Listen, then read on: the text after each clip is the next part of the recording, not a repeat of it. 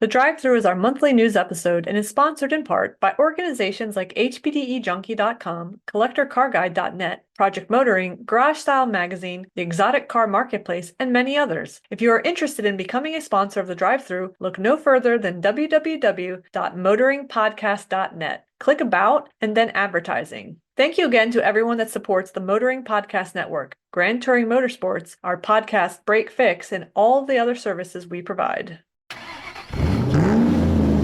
I'm all tangled up in cords. Cue weird news music. Welcome to Drive-Thru episode number 46.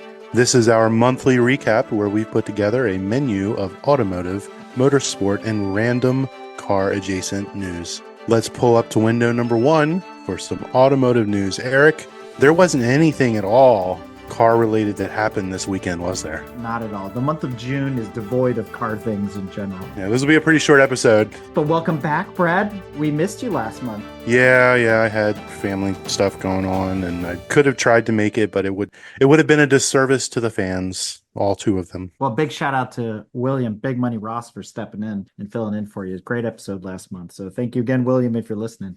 It wouldn't be a drive-through episode if we didn't just kick it into high gear right away. So let's talk about some Cybertruck updates. Brad, I know you still haven't got rid of your allotment, but we are seeing more and more of these on the road. I'm walking away from it, and I have actually seen one in person in my neighborhood. I'm going to see your I've seen it in person, and I'm going to up you to got a private tour from an owner. So here's how it played out.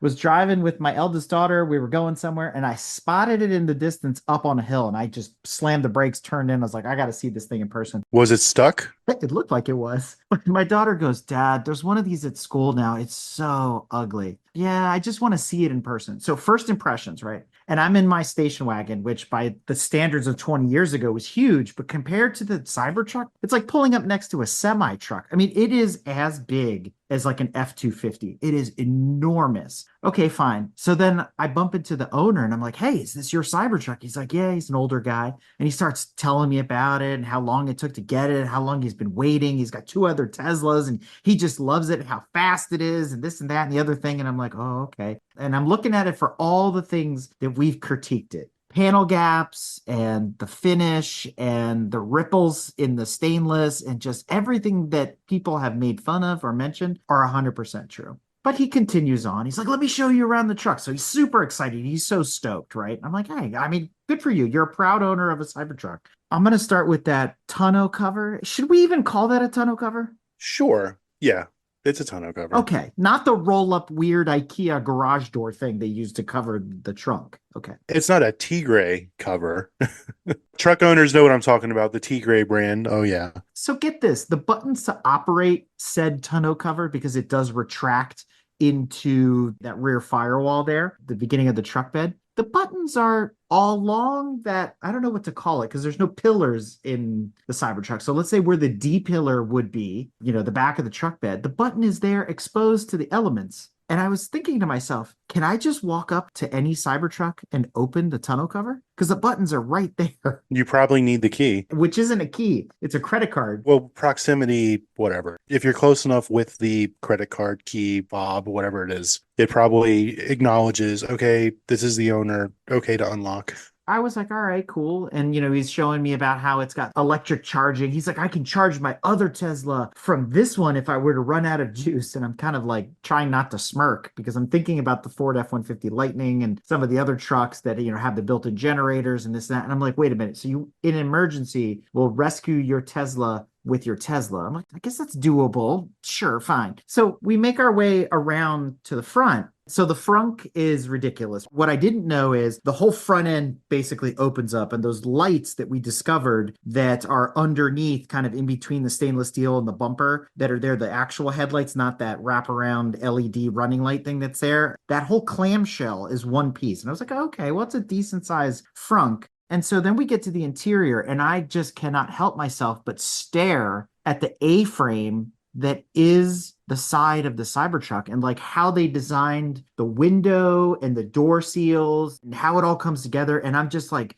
it's a marvel of engineering to make a circle fit inside of a triangle and not leak. That's what I kept thinking the whole time I look at this. But when he went to go open the door, which has no door handles, it's the funny Tesla, put your palm up against and add more fingerprints to the stainless steel. And then the door suddenly like pops open like magic. But I noticed that the window drops down like 2.5 inches to be able to clear the angles. You know how like on a Challenger or the old Audi TT, some of the Porsches where they have like frameless doors, you get up to the car, you pull the handle, the window drops down. Well, it does the same thing, but it's like 2.5 inches. It's absolutely nuts. And I was thinking to myself, so it's raining outside. This thing has no gutters for the water off the roof. The roof is like a ski jump. And it's got to open 2.5 inches. It's going to flood inside the car every time it rains. And guess what's right there? The limited controls that it has are right there where water would hit it. So I was like, this is genius. So I start looking around inside of it because it's so big. The bed is short. To me, it looked like a 6-foot bed. Maybe it's an 8-foot bed. People could correct me, but it looks short. The back seat is huge, but it's awkward to get in and out of. He's about 6 foot tall, the owner of this Cybertruck. And I said, do you mind getting in? Because I didn't want to get in his car. And he gets in and he's like kind of contorting his neck because of, again, this church apex that it makes for the two doors to come together. I was like, that just looks weird.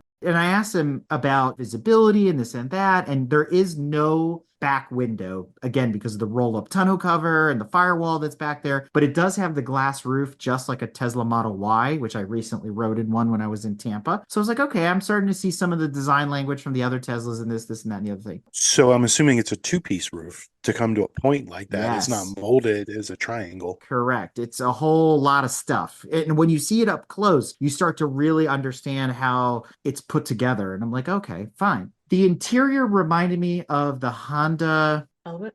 Civic? No, the Element. It reminded me of the Element. I looked like I could take a fire hose and just clean it all out whenever I wanted. So it was very Rubbermaid inside. Well, you don't need to do that because the windows go down. But you can't do that because you'll short circuit the whole thing. Exactly. That's true.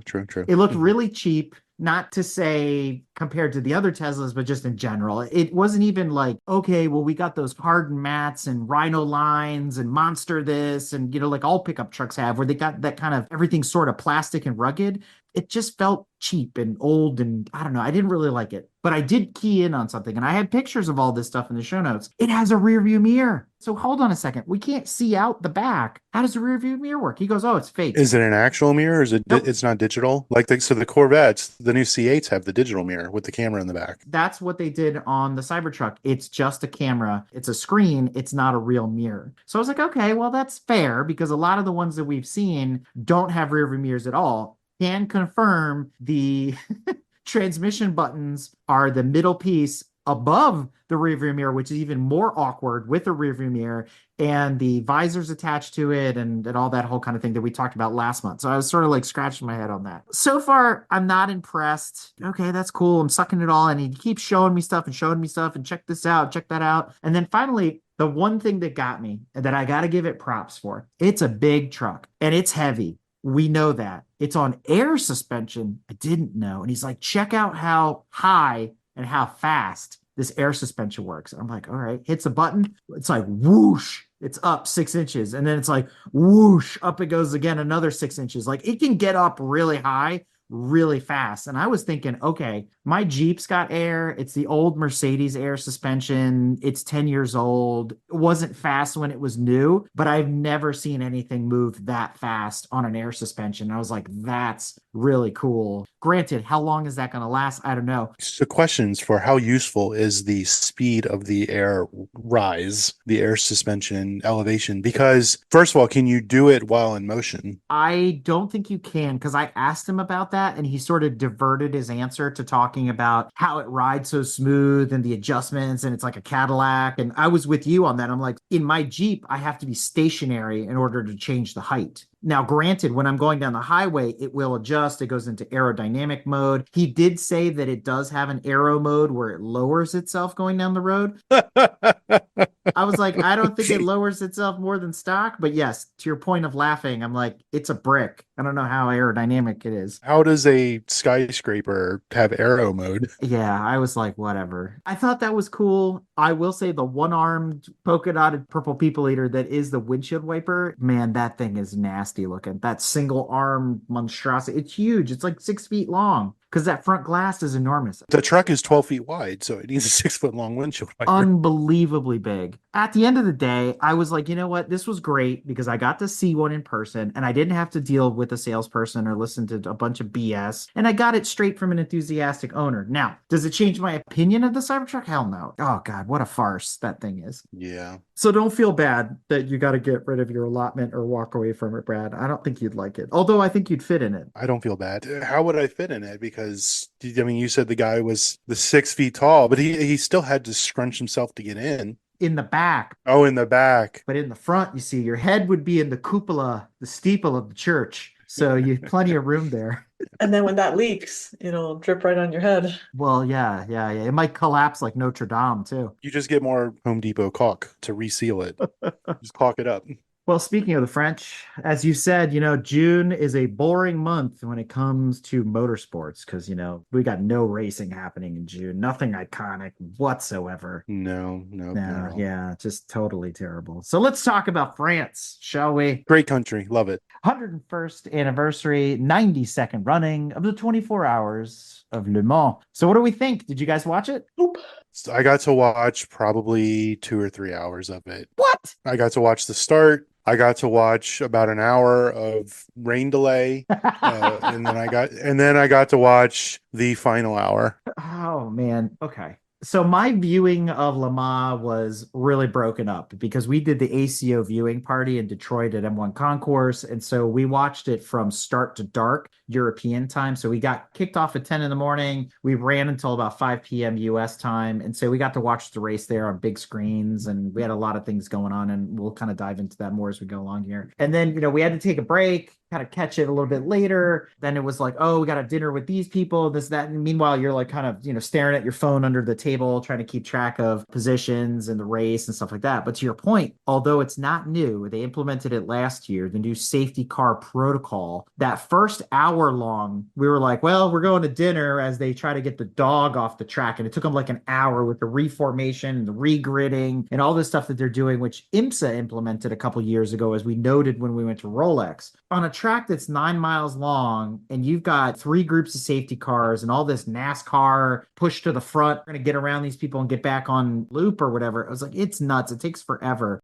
But that big rain delay in the middle of the night, David Middleton and I were together for the race. And that rain delay was insane because we both looked at each other and said, you know what? It's time to go to bed. It ended up being over 4 hours of safety car. So can you imagine being behind a pace car doing, I don't know, they're trying to push it in the rain, but let's just say they're doing 80 mile an hour at night at Le Mans for 4 hours. Put in every bronze driver on the planet and let them get all their seat time. At least that way they can't damage the car when you go back green again. But 4 hours of rain delay, I mean, that really put a damper on the situation. I think you just answered a question for me then, because it was strictly a rain delay. It wasn't because of a big off or a big shunt or anything. It was just a rain delay. It started with one of the Cadillacs going off in the rain, and then it just continued, and the rain got worse and worse and worse. So they just kept the safety car out. But like I said, there was an hour safety car delay earlier that evening for a dog that had wandered onto the track that they were trying to get a hold of. And it was just like, Right. Okay, so we got 5 hours of safety car in total, not including a lot of the other yellows that they had. But it was like, oh God, this is bad. You watch the replays from last year in the rain and you're seeing cars spinning off and doing this and doing that. And I'm like, okay,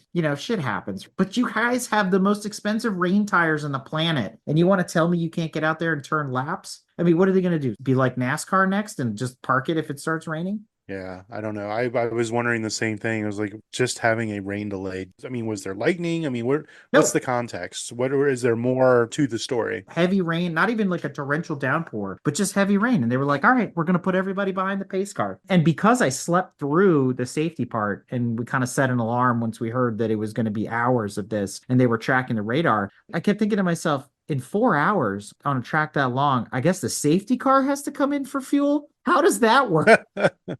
So I missed all that. Like, I'm wondering, like, if they had to switch safety cars and stuff. So I'll go back and not watch the replay. They probably had a team of safety cars and it was like a relay race. They just passed the baton to the next car. Had to be. But let's talk about how Le Mans ended. Well, first of all, I got a question. Speaking of Ferraris, what happened to the 83, the yellow Ferrari? It was in first place when I first saw it. Yep. It was like jockeying with that in the Cadillac. Yep. And then all of a sudden, he's out of the race. The Cadillac was like way down. Electrical gremlins. So it had electrical Um, failure, and that was the end of that. So whether it was in the hybrid unit or in the system itself, it took the car out, which brought the 50 and 51 car back into the fray. But it could have been a Ferrari 123 had the other car, the yellow car, stayed in. But instead, it was a good battle there for a while. Even Cadillac was in the mix for Yep. potentially being at the front. Everybody had high hopes on the 963, but I keep saying it's a turd.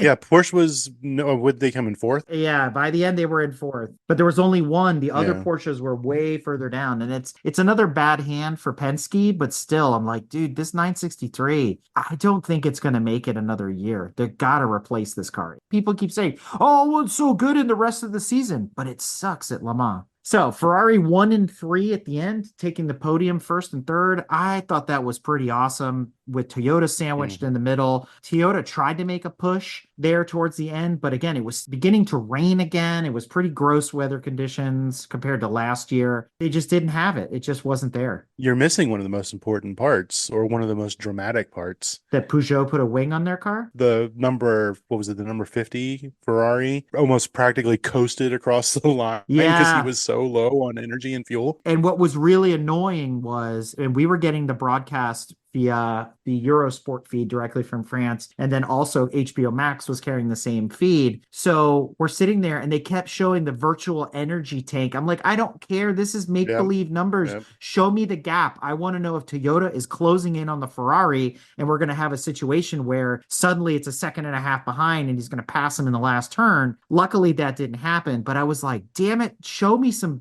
legitimate telemetry. That virtual energy thing is such garbage. Like, ugh, I can't stand it. Just get rid of it. It's the Monster Energy graph, Oh. the Monster Energy gauge. How much Monster is on board?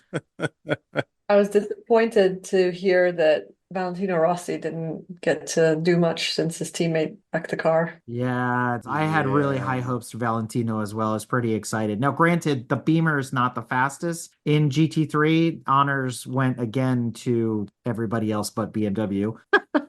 But, you know, same thing is true in Hypercar. BMW brought out their LMP1 car and it was looking good. It was looking promising, especially in qualifying and all that kind of stuff. But then at the end of the day, Alpine ended up looking better than BMW. They were in the top 5 for the longest time, and then they suffered some issues with the car. And what happened to Lamborghini? Lamborghini didn't look good either. No, they were having some issues. They kept spinning the car off and stuff like that. But the Iron Lynx Lamborghini hypercar looks really cool. I'm really excited to have something else in the mix compared to maybe the Glickenhasses and the Van Wall from last year that really didn't belong in LMP1. That Lamborghini belongs there. And I think with some refinement, some evolution in that program, we're going to see Lamborghini closer to the top next year. I will say, aesthetically, I was very happy to see the Toyota in black. Yeah, it looks really sharp. It looked like a Knight Rider type. Okay, so what did you think of the BMW art car then? No,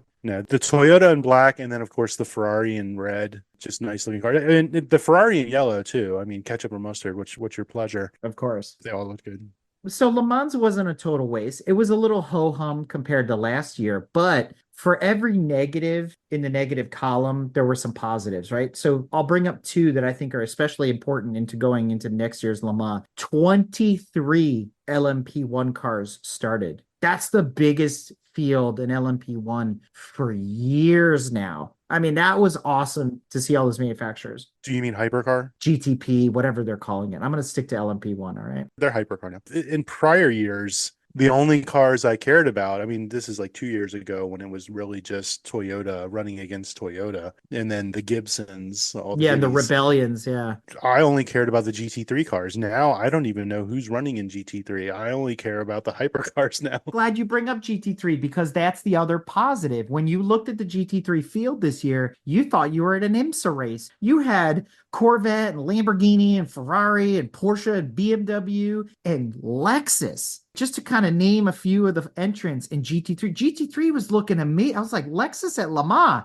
Since when? Since right now. And that's exciting. And that's what we've been all hoping for when WEC and IMSA started to get closer and closer together. So those GT cars from IMSA are able to come over and compete at Le Mans. I think that's awesome. And now, granted, Lexus didn't do great, but who cares? They were there. Yeah, exactly. And you had the BMWs there too. And it wasn't the M8 that's the size of a school bus.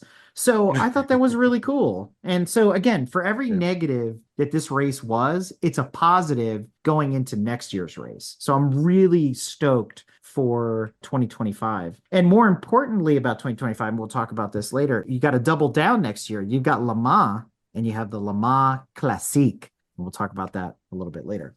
We also had the 24 hours of the Nürburgring. Don't forget that. But we also did an activation for the newest and latest and greatest in the simulation world. It's the officially licensed product from the WEC. That's the governing body behind the series that Le Mans is part of and the ACO itself. We did an activation of Le Mans Ultimate. So we did a competition there with some really cool giveaways that William from Exotic Car Marketplace put together from the new Volare collection and from Tazio magazine. So we had a lot of fun. We actually live streamed the whole activation so we could stop in and people would send us chats and we would respond back to them. William kept jumping in and doing these funny like little commercials and giving play-by-plays and stuff. And we did a couple shootouts. I mean, it was a lot of fun. And it was cool that we had motion simulators there. We had stuff that people could divert themselves, you know, when we were waiting for safety cars or whatever. So that was a lot of fun. I really enjoyed it. You know, we put a lot of effort into researching Le Mans Ultimate, doing our own time trials, you know, the calibration. We tried to make it as enjoyable for people as possible. And we'd interview them as they came off the machines. They're like, wow, I've never done anything like this. This was really cool.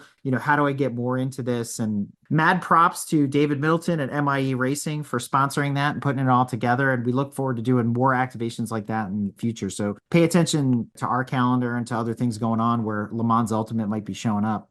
But that wasn't the only thing we did in the good old city of Detroit. We were in Motown running around. When we got there, we actually got together with another guest of the show, Jack Teeter. He's the great nephew of Ralph R. Teeter, the blind automotive engineer that created the cruise control, something that we take for granted in every everyday car these days. We were invited to the premiere of his film Blind Logic, which covers 134 years of history, starting from when Ralph Teeter was born in the late 1800s up until when he died in his 90s and how things continued on from there. So really well done, 90-minute film. If you missed it or you missed any of the screenings that had happened up until the premiere, have no fear. There will be a version coming out available that you'll be able to stream and check out. So Jack's still working on all those details. So I can't say too much more on that or like which service it's coming on, but it's definitely worth the watch. You're going to learn a lot. And I think it's a hidden gem in the automotive world. And it's a great story to understand like where this tool that we use every day in our cars came from, the reasoning behind it and how it was designed and how long it took to get into production too, which was kind of mind boggling. Very, very cool. So Blind Logic.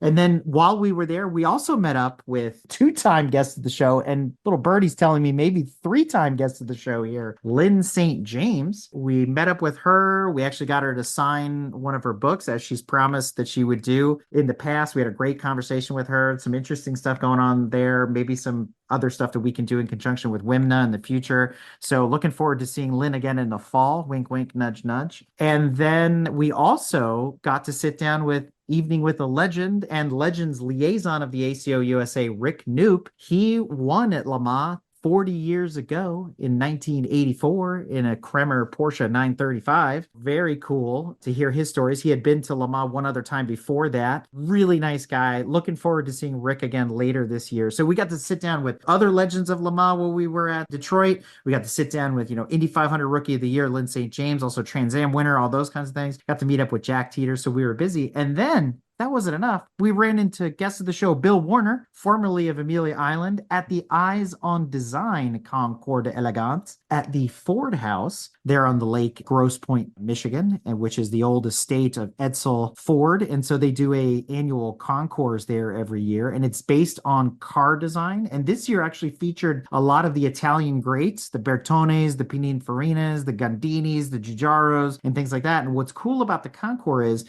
they pick the designers, they They pick the types of cars to bring in, and then owners bring their cars to the show. And there's one of each of a certain type of the designer in the category. And then they bring the cars up and they talk about them in a very Pebble Beach sort of way. So that was a lot of fun. Took a ton of pictures. There's actually an article on the Clubhouse website where you can check all that stuff out. But more importantly, it brings us to a EV and concept car that we talked about in the past, one that we made fun of. And I think Brad has changed his mind on. Do you guys remember the Cadillac Celestiq? Yes, I've seen one in person. What did you think? Yeah, there are a few pretty high dollar electric cars roaming around my area. And the Celestiq is one of those, along with the Cybertruck, and God knows how many of the Porsche, the Taycan, and Rivians. I mean, you can't throw a stick without hitting a Rivian. I like it. It's smaller than I thought it was going to be, though. Really? Because I thought it looked bigger than I thought. But in the pictures, I thought it was like the size of a Suburban. But like Yeah. in person, it's more the size of like A Suburban. it's no,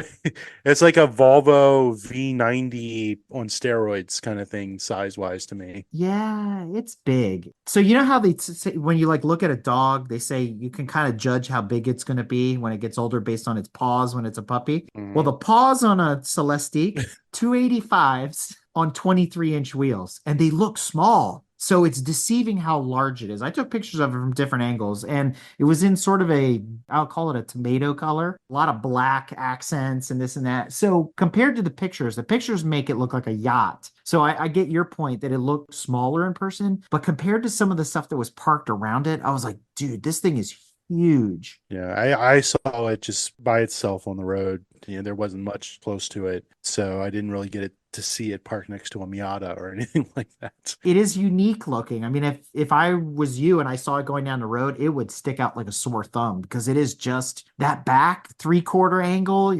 I'm still not sold. The front looks like any other Cadillac in some ways. The Citroen back end. For sure. And that's what kind of sets it apart from everything else. You're like, what the hell am I looking at exactly? Maybe that tomato red isn't the right color for it, which I don't think it is. The only photographs we've seen are of that kind of electric blue. I think all black, though, murdered out. Ooh, that could be interesting. Or like a dark that would be gray cool. or something like that. But yeah, I don't know. Good on Cadillac. Whatever. That's the end of our showcase, and we should probably get back to our regular ranting and regularly scheduled raving. So before we do that, I want to ask you guys, have you noticed a shift, especially in the TV commercials lately? Like I've noticed over this month, Ford and Mercedes. I noted the Ford one and I wrote the quote down, your choice, gas, electric, or hybrid, something for everyone. And I'm like, what in the heck is going on? I mean, nobody's buying cars. Which leads us into our first article talking about Volkswagen, Audi, and Porsche news. I thought we were all EV and the ID buzz and the this and that. We're going to get rid of the everything and no 2-liter turbos. And They're saying the same thing everybody's saying. They're instead of doubling down on EVs, they're all going back. Just kidding. We're going to keep making combustion engines. called it, right? So it didn't Volvo, one of the ones leading the charge. Yes, we're going to be all EV by 2023. Not really, but like all EV by 2030 or something like that. They spun off Polestar, and now they're letting Polestar die because they don't want to hitch their horse to that wagon anymore. And then I think Jaguar said the same thing. They were going to be all EV. I think the municipalities and then the authorities are pulling back on it, realizing, oh, maybe this isn't the solution. Maybe we're being dumb. A little too aggressive. A lot of things happen in the U.S. politically too. I mean, Obama instituted all those EPA rules and carb rules, and cars had to meet a certain mile per gallon threshold, like across the industry. And you see they were all in on EVs, and then Trump rolled some of that back, and then Biden is kind of floundering a little bit. I think you're onto something. I think they were chasing the dollar in the beginning because it was a fad, for lack of a better way to put it. Ooh, EV, I'm going to save the world. And, I think a lot of people finally kind of woke up and said, we're making it worse because of the rare earth metals that are necessary to put these batteries together, the way we have to harvest them. Elon's plan of getting the lithium from Mars and bringing it back to Earth isn't really panning out, all that kind of crazy stuff that we've heard in the neural net and everything else.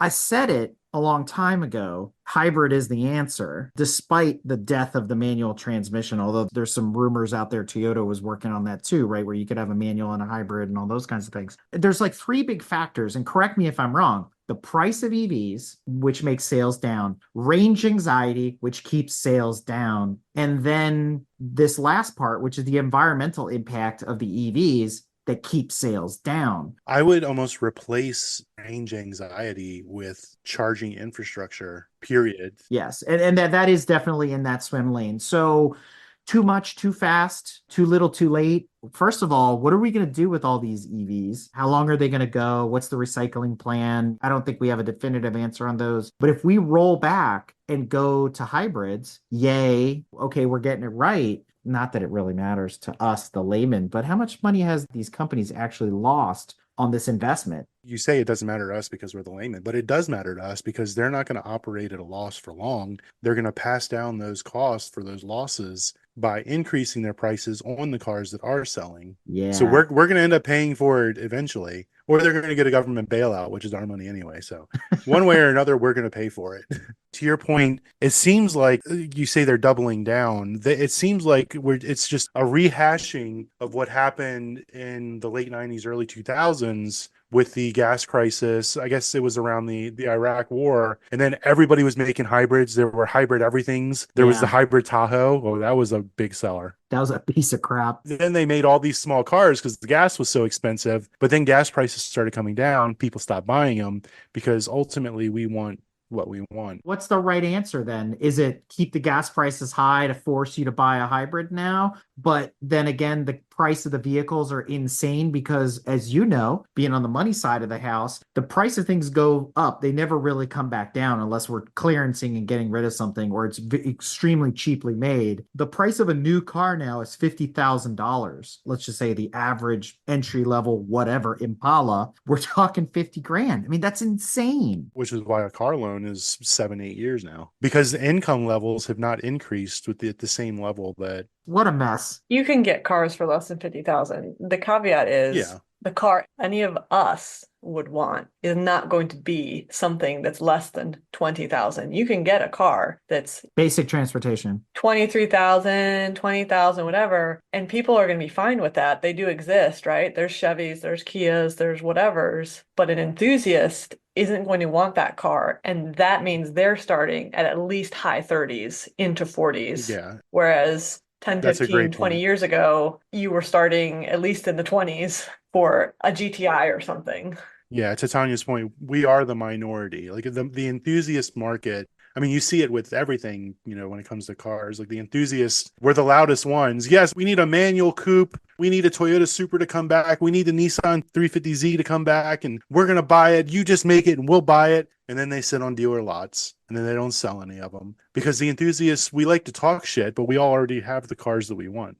So we're not buying them. Majority of people aren't buying those types of cars. I would agree with that to an extent, but if they made the cars palatable, and I continue to argue that the 400Z is in that category, especially with Nissan basically having a fire sale on everything, including the Altimas, to get them off the lots, that car is worth $50,000 all day. Is it a $90,000 car like the Corvette suddenly became?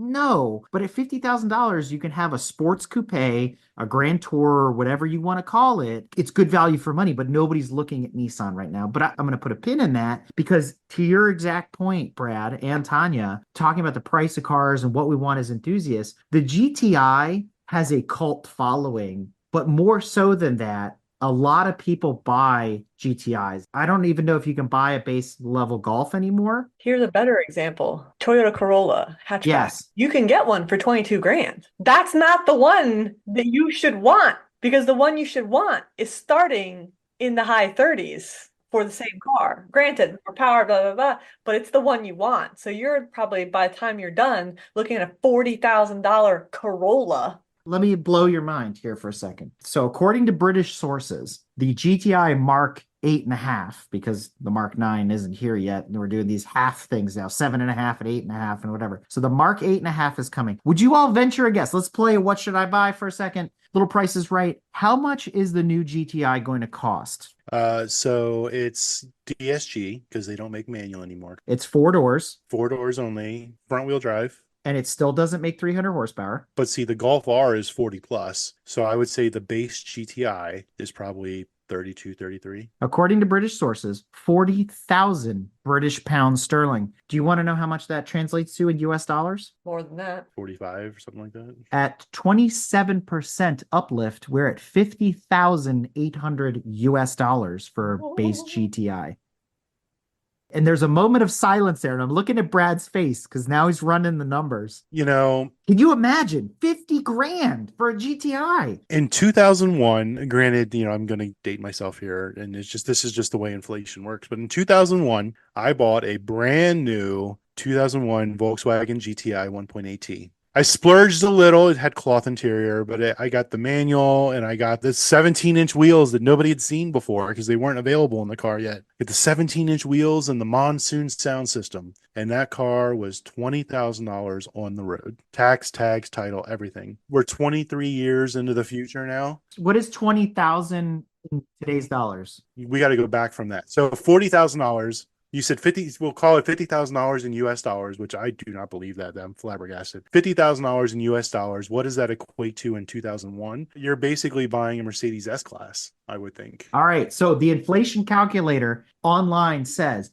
$20,000 in the year 2000 in today's dollars, 2024, 36,477.25. That makes sense. But $50,000. Well, I think the British people have their numbers wrong. I think they're wrong. $40,000 for a base GTI. That's really So right bad. now on Volkswagen's website, a Golf GTI, build your Golf GTI, starting MSRP 31,965. Starting. 241 horsepower, 273 foot-pounds of torque, 6-speed manual, or a 7-speed automatic DSG. So you're saying there's going to be a $9,000 price jump from the current car to the new car. That's fucking absurd. There's no way. Do not believe. Does not compute. And now I've gone down a rabbit hole to build my GTI. What are these trims? There's the S. That's the starting one at 31,965. There's the 380S. Then there's the SE. Then there's the 380 SE. There's the Autobahn and the 380 Autobahn trim. What happened to the trim levels? That's like Audi with the Prestige and the Premier and the blah, blah, blah. What the hell is 380 stand What is for? 380? Not 380 horsepower, that's for sure. Because that would have been cool if it was. Yeah, no kidding. So click on that last one because I'm sure the last one is the most expensive one. What does that jump you to? So the 380 Autobahn's 40,000. Boom! We're already there. It's only $300 more than the regular Autobahn. What? You use the comparison on the site for the models. So you get a black painted roof and side mirror caps on the 380, both with 9-inch alloy wheels. You've got the 12-way adjustable seat, Climatronic, vented seats, heated first and second row, light assist, high beam heads up. So the only difference there, so you're paying the extra 300 plus for the black painted roof and side mirror cap. That's the 380. This package is $380 more.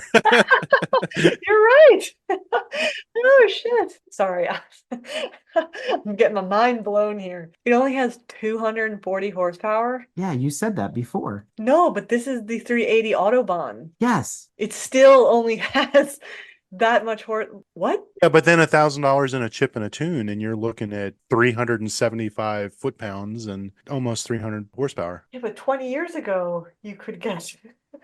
I have one. I have a 250 horsepower GTI. Which also weighs a ton too with the all-wheel drive and everything. But that's not the point. It doesn't weigh that much. 3,500 pounds. That's a lot. It weighs 3,100 pounds. Lies. Curb weight. Lies. NHTSA. Lies. That's dry weight. Then you add fuel and you add oil. 3,100 pounds. There's no way, unless they're making him out of tin foil, that thing weighs 3,100 pounds. The Mark IVs weighed 3,000 pounds. They must be getting body panels from Honda. Gotta be. Like they're acid dipped. And that's just it. And it weighs 4,500 pounds now. And it's as slow as your 2001 1.8 turbo. Whatever. So then that begs the question to roll into the next article. How much does the GTI Club Sport cost? So they debuted that at the 24 hours of the Nürburgring because, again, nothing happens in June. You know, outside of the funky paint job that they have, or wrap or whatever it is at the Nürburgring, here we go again. Okay, it's a Golf R. It makes 315 horsepower.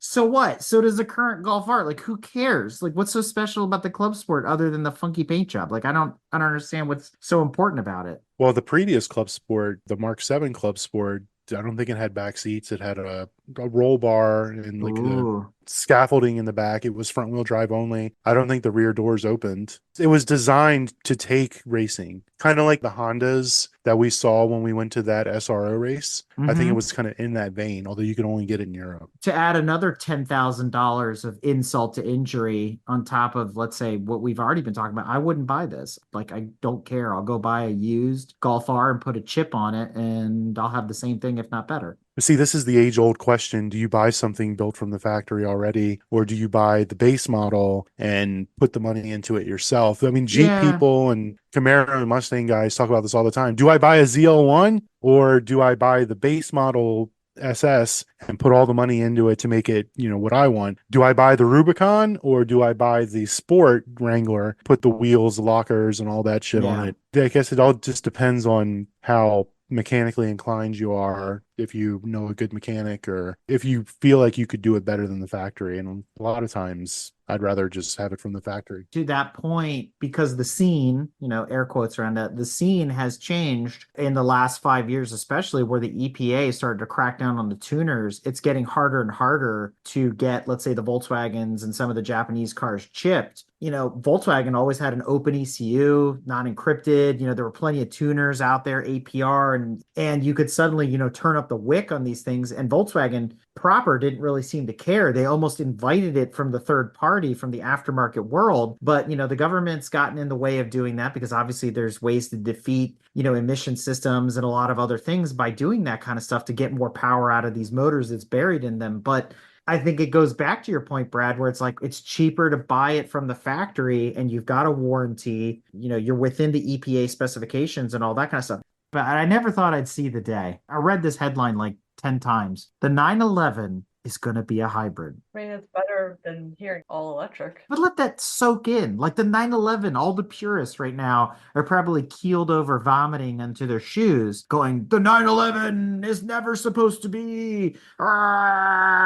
Like, I don't know how I feel about it. But see, not all hybrids are created equal. There are hybrids, they're designed to have the much smaller gas motor and rely on the battery power for fuel efficiency. But then there are the hybrids like the McLaren P1 Yep. and then the Ferrari LaFerrari. Or even the C8 Corvette. Yeah, the Stingray is The or E-Ray. E-Ray. Yeah, those are hybrids of a different. They're not replacing the gas. They're complementing, augmenting, supplementing with electric to squeeze out more performance. I don't have a problem with this. Well, I do because I think there's a point of diminishing returns. You're trying to squeeze out all this performance by adding more weight because the batteries are not light. The hybrid system is not small and it is not light. The 911, I remember when finally adopted all-wheel drive into the 911s, it's like, okay, now we've added all that to get more performance out of the 911. The Porsches, especially the 911s, were kind of the Lotus principle. It's like add lightness first. And now they've become heavier, they become bigger. Are they trying to make the ultimate performance machine by going hybrid, or are they just trying to offer people an alternative fuel source? If this is like I read it and it's similar to the Corvette E-Ray, it's 100% for performance. It's not for fuel Okay. economy. Yeah, it's for performance. But you already have all-wheel drive available in like the Turbo S and all those things. What's the hybrid really giving you other than electric all-wheel drive? So you can maybe eliminate some of the drivetrain, but then you've got this funky rear-wheel drive bias 911 with an electric up front. I mean,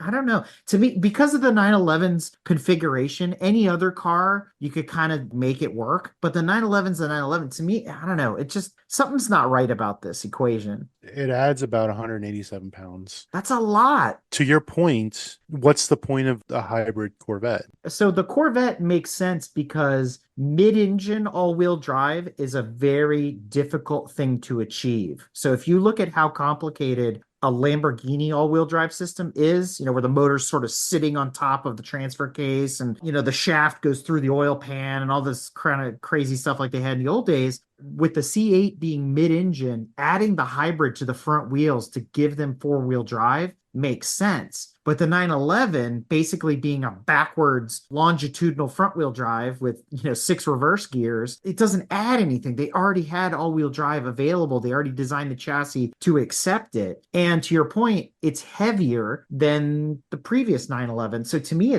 just doesn't add up. It almost feels like a gimmick to say, well, we've got a hybrid too in the 911 because Corvette did it or because Ferrari did it or whoever did it. But I don't think it works. I mean, it's no different than adding a turbo, or it's just a different kind of power adder. They've done their market research. Somebody out there wants to buy one, so they're going to make one. They're just trying to make something for everybody. Talking about making something for everybody and staying on this theme of backpedaling, we need to talk about Stellantis. Just when you thought the Fiat 500 was dead, it's back with a gas engine. I don't really care. They kind of gave it the 500e look in the front and everything, and the wheels. And granted, the shape of the 500 hasn't changed much. They updated the interior a little bit. I think it's cute, but I'm glad it's going back to gas. So when's the Abarth version coming? The Abarth will be a performance hybrid. See, that works. That makes sense. It'll still only make like 150 horsepower, though.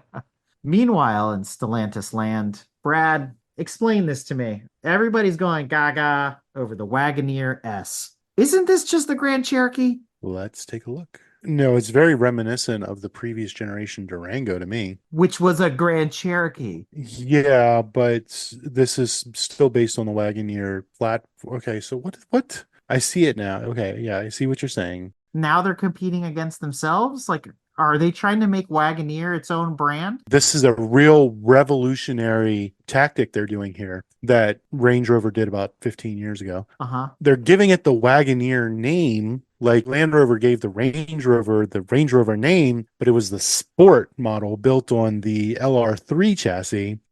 So this looks like the Wagoneer Sport built on the Grand Cherokee chassis. That's my theory. It's also an EV. Well, there's the Grand Cherokee 4xe as well, so that's no different. It's badge engineering. It's no different than S Line or M Sport or F Sport or AMG Sport, AMG like. Somebody wants a Wagoneer. They can't afford a Wagoneer, so they buy a Grand Cherokee with a Wagoneer badge. But it's got a wang. Did you see that wang? I see it. What do you think? Because if it didn't have the wang, it would look like a Celestique. Yeah, that back end is Tell me I'm terrible. wrong. It would have the same. It would have the bad. same angle as a Celestique. No, that wing is goofy though. They call it the R wing. Okay, like it's Star Wars or something. Good job, Stellantis. Well, staying on the French theme, and since you brought up the Celestique again, and we're still talking about Stellantis, you can't say it any other way now. It's kind of like Integra, right? It's Stellantis. So Citroën, my favorite French car company, part of the Stellantis group, is dropping its small cars and large cars to focus on profits. And that's in quotes, to focus on. So I said to myself, what in the hell does that mean? You got no cars equals no profit in my book. What the hell are they selling? They're going the way of Mitsubishi. So terrible small crossover SUVs then. I love this quote. The C5X won't be replaced because its segment is deemed non-existent. We're making a cars for a segment that does not exist. Oh, this sounds like brilliance. I mean, at this point, just kill Citroën or rebadge something else, but this is pathetic. I mean, what is the point? But, hey, great job there, guys. Excellent work. Keep it up. Ugh. But, the DS is going to come back too. Ugh, just makes my skin crawl thinking about it. All right. Well, moving on with other domestic vehicles, Ford and Chevy have differing opinions. So we know what Ford says. What does Chevy say? The quote reads, Ford sees hybrids as a long-term play, but rival General Motors says they're not the end game. Okay, so what is? Diesel. Chevy's bringing us back to the Tornado. We're going right back to like 1978. I mean, Chevy brought about the entire trucking industry and put the locomotive industry almost out of business, with their diesels and their trucks and everything like that. So they're doubling down on the diesels. We're going to get an Impala diesel. And we'll call it the Tornado. I remember last year we did a whole GM showcase where we're like, what the hell are these guys doing? They're so far behind the curve. And now they're not even in agreement. Not that they're ever in agreement with Ford, right? They're always sort of at odds. But in this case, it's like, guys, you don't have very many options. If I read between the lines, Ford, and we saw their commercials this month, there's a choice for everyone: gas, electric, or hybrid. Mercedes is doing the same thing. You've seen it with the black SUV, the white SUV, and the gray one, pick your poison and all this stuff. But GM is basically saying, you know what, guys, we're going to stick with the pushrod V8 till the end of time, and that's that. Screw hybrids. And the Bolt is playing the hokey pokey, as we know. 1 minute it's gone, it's on the death list, and then it's being resuscitated. And I mean, I just don't get it. Honestly, I know competition is good, but I really think the big three need to get their act together and figure out what the direction is going forward and start to lead rather than try to constantly catch up with everybody else. Which is a better run company, Tesla or Ooh. General Motors? I think Tanya needs to answer that one.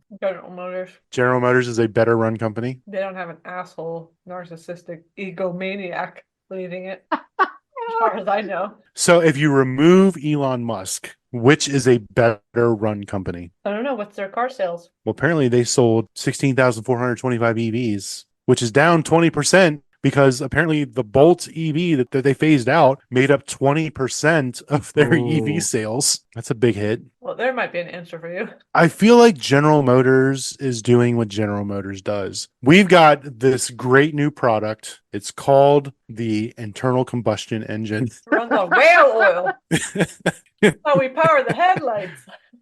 They're doubling down and they're going all in on hydrogen.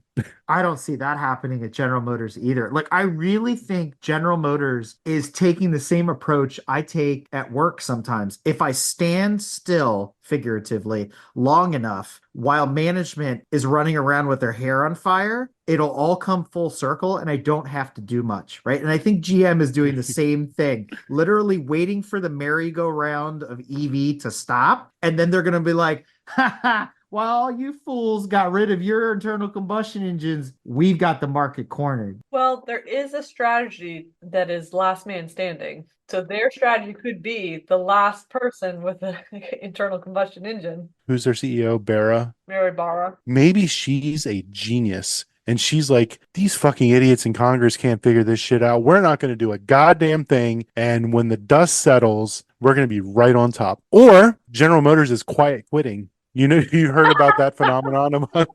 They're quiet quitting. They're just bowing out.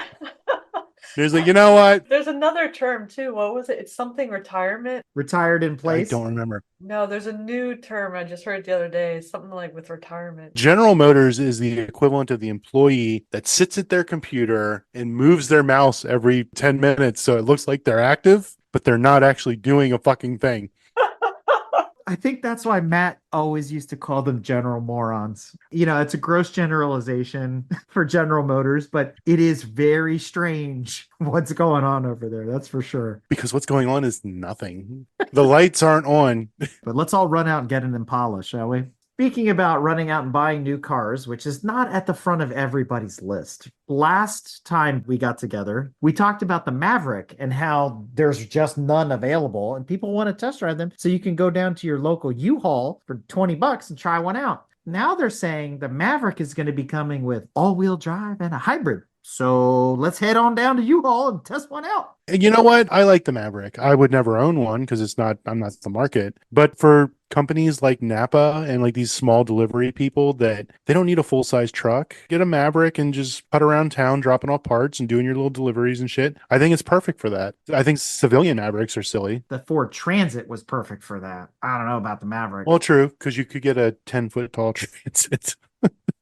Well, you could also do your deliveries in the rain and not have all your stuff get wet. That's true. That's true. I stand corrected. The Maverick is perfect for everybody that made a mistake buying the Ranger and the folks that don't want the new F-150, which is the size of the Cybertruck. But still need to move mulch. Right, exactly. I think the Maverick is a good size because it's the size of what the F-150 used to be. It's a reasonably sized truck. I think it's easier to maneuver, especially in the city. If you want to drive a truck, it's easier to park. Yes, it's got a shorter bed, but it's 4-door. It sort of checks all the boxes. The problem is they can't keep up with demand for the Maverick, and hence going down to U-Haul to test drive one. I like it. I like the way it looks. Like if I needed a truck and I didn't need to tow, see, that's always the thing. They're not going to give the Maverick enough chutzpah to do what we really want it to do. Well, that's not what it's for. But the old F-150 of that size, you could tow with because it had a V8 or it had this or it had that. I don't think the Maverick is body on frame either. I think it's a unibody, Mm, which contributes to that as well. yeah. So it's not designed for that type of work. But still better than the Ranger, though. I mean, if you gave me a choice between the two, I'd pick the Maverick all day long. I just think it's better looking than the Ranger. And the Ranger, unfortunately, it suffered from legacy problems where the old Ranger was a 4-cylinder. So they said, you know what? We're going to put the Focus/Mustang motor in the Ranger and then, decam it and all that other stuff. And it's like, dude, that's pathetic. The thing is heavy, it's big, and it can't get out of it its own way. I went and test drove one when they debuted. I went with Tanya to a thing in Texas where they had them and they had like a little test event and course and go off road with them and all this kind of stuff. And I was like, yeah, it's great. It's wonderful. It drives awesome, except for the fact that it's a 4-cylinder turbo. And I'm like, no, thanks. Good job, Ford. Still better than Chevy. I mean, they're competing with themselves. 100%. I don't know why. Not something I would buy, but good on them. Well, this next one, as we move into Japanese domestic news, is anybody surprised by this? You said it earlier about how we were begging for cars like the Supra. Well, guess what? By 2026, the Supra will be gone. Is anybody surprised? Do you see any? No. I see one every once in a while. I'm a little sad. But again, I'm not in the place in my life where I could buy one. Also, I'm not in the size of my life where I could fit in one. So it's a car that was cool to build, and I'm glad that they built it, but it's not something I would ever be able to own. And I agree with some of the comments about the Supra because I said it from day one, and I still call it the Zupra because, as we know as enthusiasts, it's a BMW underneath. And I hear all the justification about how Toyota retooled the engine, and it's not actually the stock BMW straight six, and it's not this, and it's not that. And the Toyota had its hands all over the car, blah, blah, blah, blah, blah, blah, blah. Okay, great. But you know what? I think Toyota missed the mark. It's not a Supra. It's not a 2JZ. It doesn't have any relationship with the 4th gen car. Toyota could have made this. They could have borrowed from Lexus and said, we're going to build a Supra and we're not going to build a tank that they have over at Lexus, but they could have built something awesome. They could have built something with a Lexus V8 and it could have been a monster and people would have gone, hell yeah. And okay, put the Gazoo Racing badge on it and maybe it costs a little bit more, but it could have been 100% pure Toyota. When I look at this, it doesn't even look Japanese. It looks German. How much more can it cost than $46,000? That's pretty cheap. The Lexi or what, $70,000, $80,000? I mean, they could have gone up a little bit. They could have been a $55,000, $60,000 car. It needed to have the Lexus badge then at that price. I feel like this should have been like the RCF. Yeah. They should have rebadged the RCF, changed the looks a little bit, and it made it a Grand Tour because the original Supra Was big. It wasn't a sports car. It was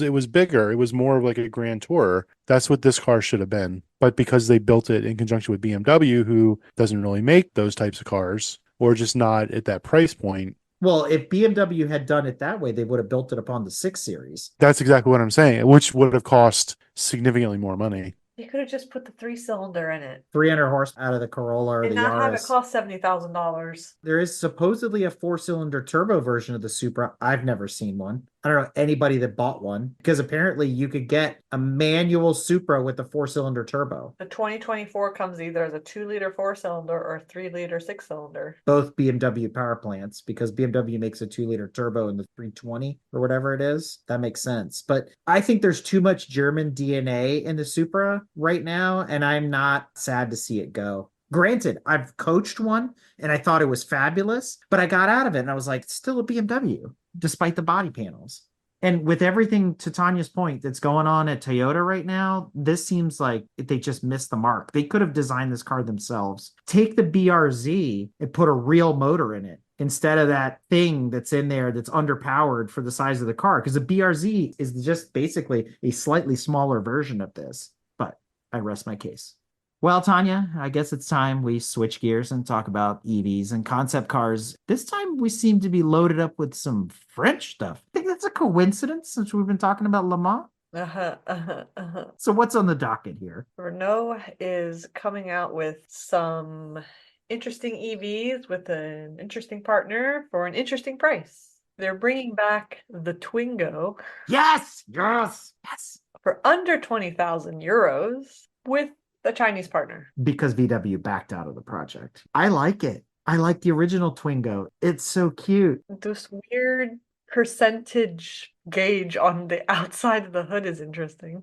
I have a feeling this might be AI generated because it's like little weird things like that that just don't make sense. But it says EV concept, whatever that means. Yeah. I like it. It's got the happy little just accents and flavors and design language of the Twingo. I don't know if this is Renault's rendering or if somebody generated it on, Chat GPT or something like that. Mm.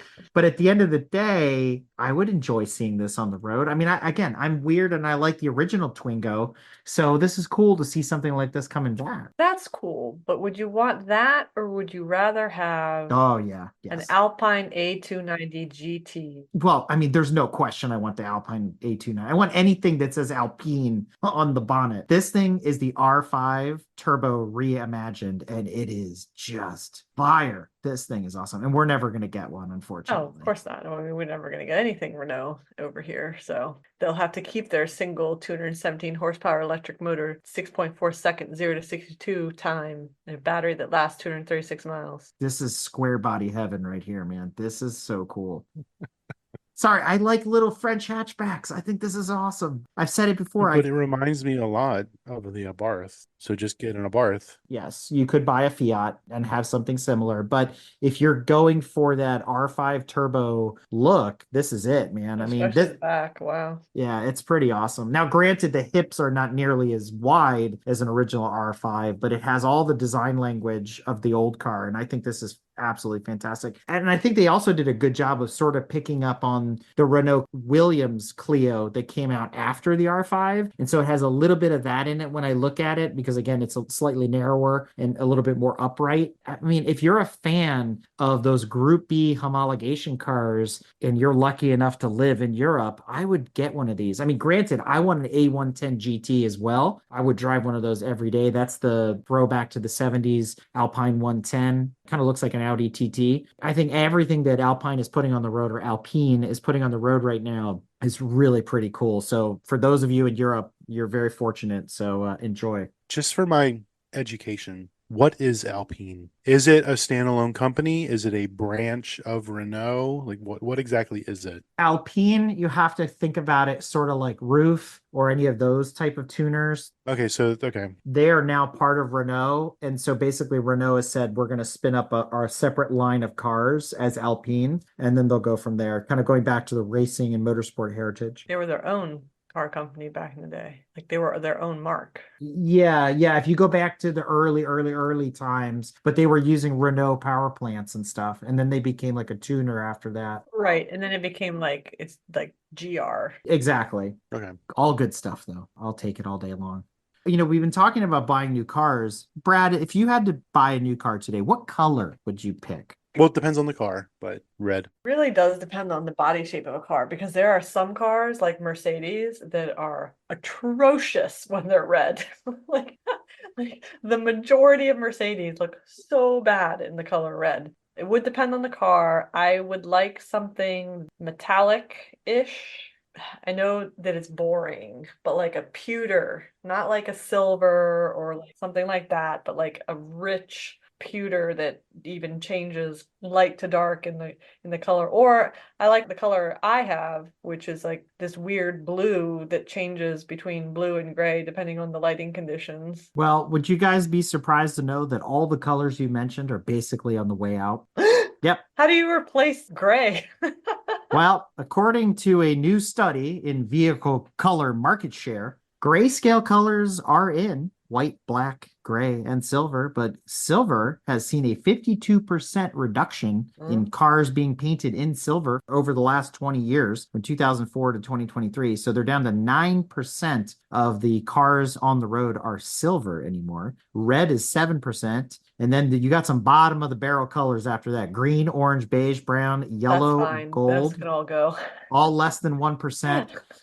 The majority of the cars on the road are white. Yes. followed by black. Yeah. There's not a huge color palette anymore. And I remember, especially, in the old days where you were like excited to see what the new colors of the cars were going to be and what's Volkswagen coming out with and what colors are they carrying over, and Porsche with all their M&M colors, and Chrysler the same way with the Barracudas and the Challengers and stuff like that. But nowadays it's like, want. I mean, for how many years was it, would you like your Accord in gold? Gold, gold, or gold? I would like to see this broken down further to color by model, because majority of the cars being sold, I would argue 80% of the cars being sold are going to be cars that only look good in grayscale, like your Camrys and your Corollas and your Shitpalas and your Nissan Sentra or Altimas. whatever, the Altimas and things like that. But if you drill down further by model, I guarantee you 80% of Mustangs are not grayscale. Right. 80% of Challengers are not grayscale. 80% of Camaros, Corvettes, 911s. Majority of Ferraris are going to be red,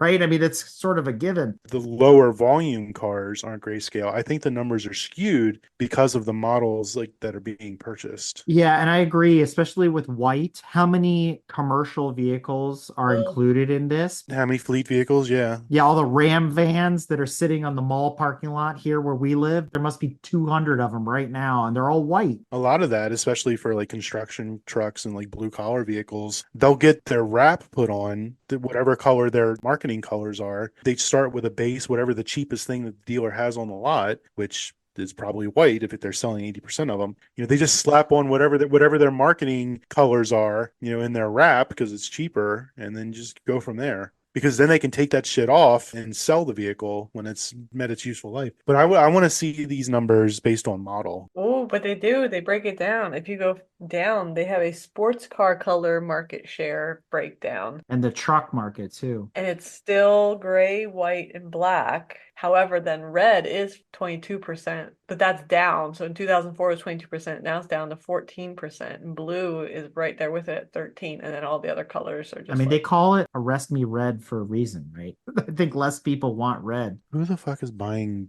gray sports cars? There's a lot of gray sports cars if you think about it. Those charcoal grays, those gunmetal grays, silvers and whatnot that they come in. there are no purple SUVs. 0%. Thank God.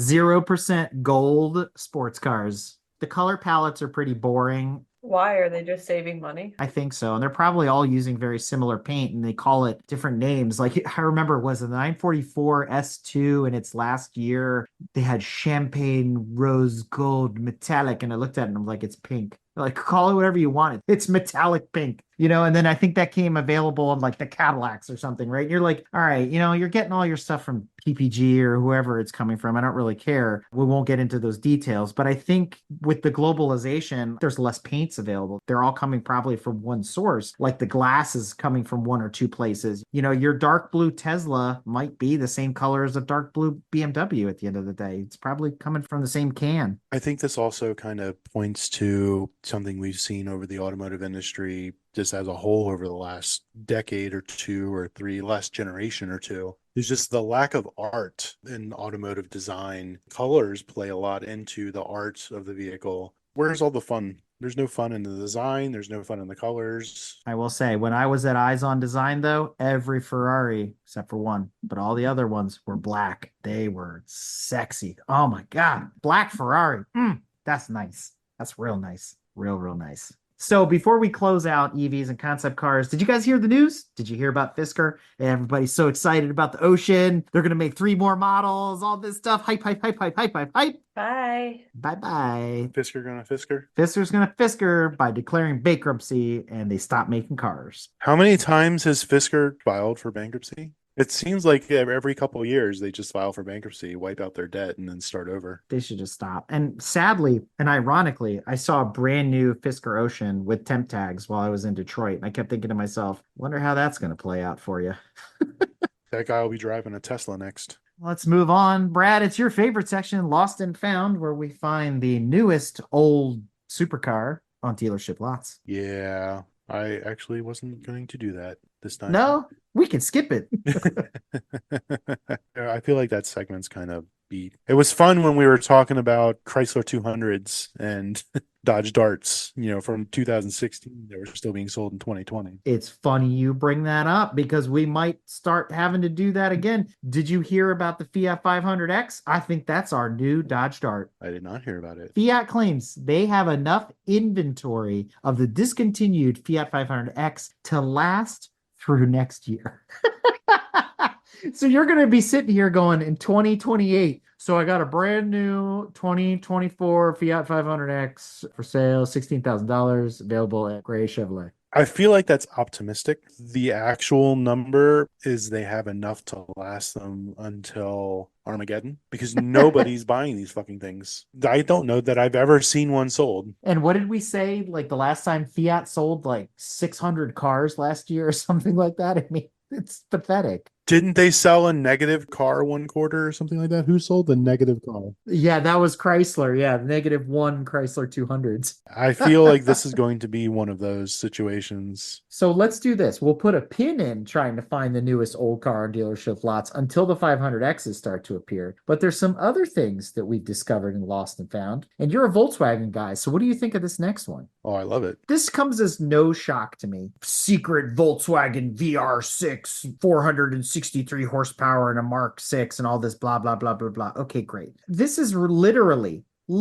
at the same time Volkswagen put out that W12 mid-engine Mark 6 GTI that was on Top Gear that Jeremy Clarkson was hooning around in. So to put a 400 horsepower VR6 in a GTI, that's not a stretch of the imagination. Why Volkswagen didn't want to produce something with, let's say, only 300 horsepower is beyond me, because I've seen it time and time again in the tuner space. People were taking the 3.6 liters out of the Cayennes and throwing them in Golfs. I mean, it's doable. The factory could have done it if they wanted to. I love this car. And see, this is why I love Volkswagen. They're like playing a round of golf. Majority of the time, it's complete shit. But every once in a while, you'll hit a long drive straight down the fairway. Volkswagen will make a W12 rear engine, all-wheel drive GTI with 500 horsepower. They'll make a VR6 powered, what is this, a Mark 6? Yeah. The motor didn't even come in the Mark 6. Hans and Franz were just sitting around the factory floor one day. They're like, what is that over there? That looks like a VR6. What is that over there? Well, that Mark 6 needs a motor. I was like, well, let's put them together and see what the fuck happens. Pretty much. And that'll be buried in a museum somewhere that no one will ever see as some prototype, mule or whatever. Is the real travesty to me.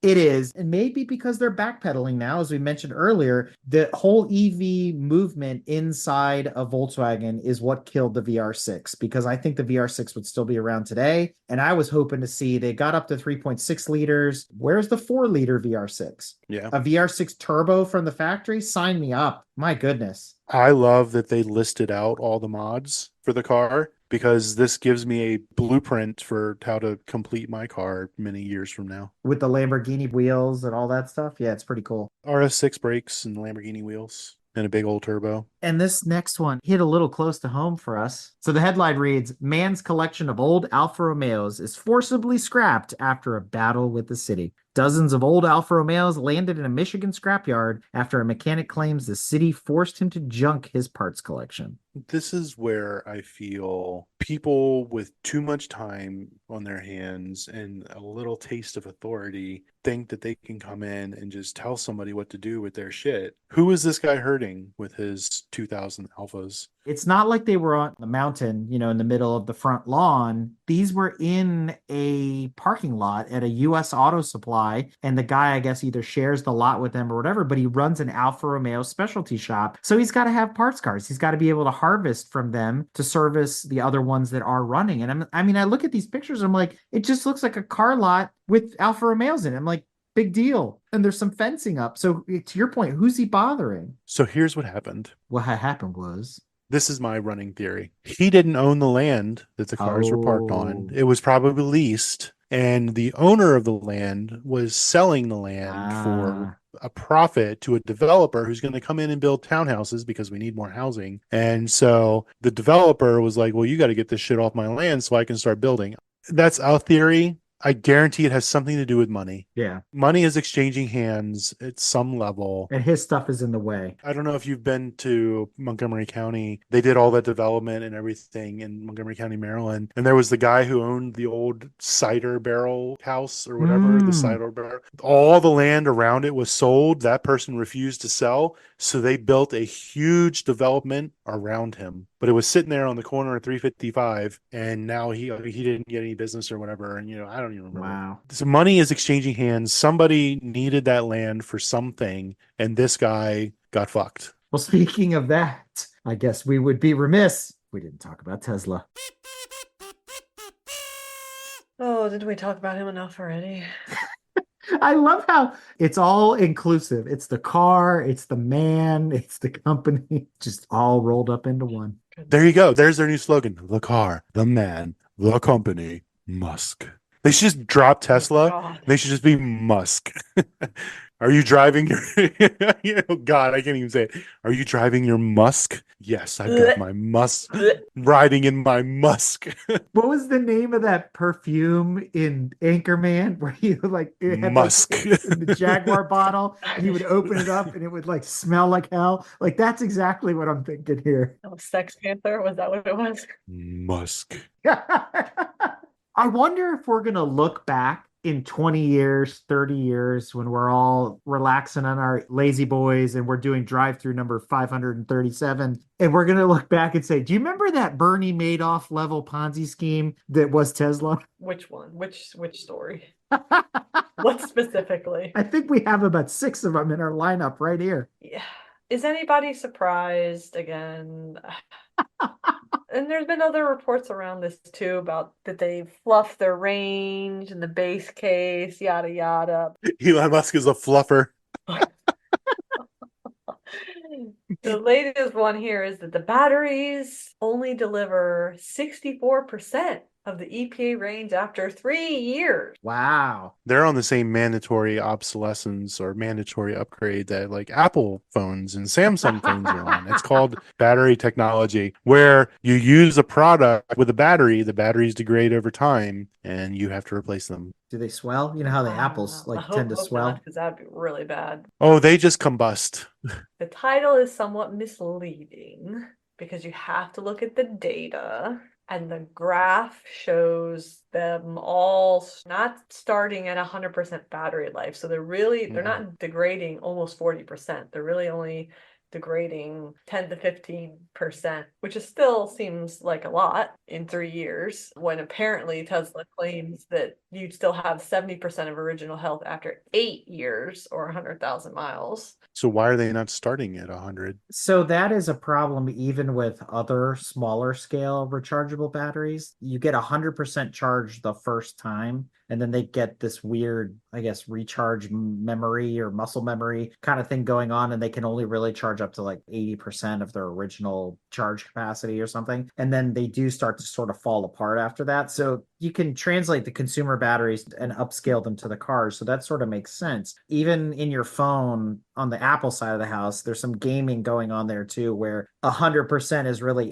80%, or whatever it is that it's charging up to, and it goes from there. But we can put a pin in that. What's interesting about this article is it's a bit of a fish hook in the sense that it's bringing you in because, oh, here's some more Tesla stuff, but it actually applies to all the EVs across the board. Yeah, this isn't a Tesla specific issue. It's a battery issue. No. This is an EV industry problem. Yeah, and they use the Teslas as an example because there's a lot of them on the road. So I was like, okay, cool. I was glad to see that as you go through this and read this pretty long article, that they pointed out that it does apply to just about everybody.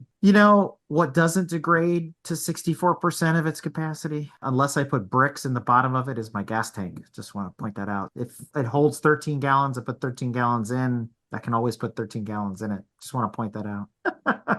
Can't contest that fact. Meanwhile, I was listening to NPR and they were chatting with some folks that bought into that whole SpaceX rideshare Ponzi scheme. And so, they were talking to this gentleman from Asia that had bought not 1, but 8 seats on the loop around the Earth's moon trip that Elon was selling, in his Tesla timeshare package. And needless to say, that individual invested a ton of money. The numbers are supposedly like on the low end, $300,000 per person. So for a billionaire, what's a couple $1,000,000? Granted, Elon's getting what, a $55 billion paycheck now or whatever it is that they're saying that he's going to get out of this latest Well bonus. earned, Yeah, well yeah. deserved. So another scam there too. But now this guy is tired of waiting because, like the Cybertruck, he's been waiting since 2018 for his lap around the moon that he was promised, which I don't think is ever going to happen. So he asked Tesla for his money back. And Brad, how does that work again? It doesn't happen. Okay, just checking. I mean, yeah, that money's been spent. Yeah. So this is the Tesla model. We've got this great idea.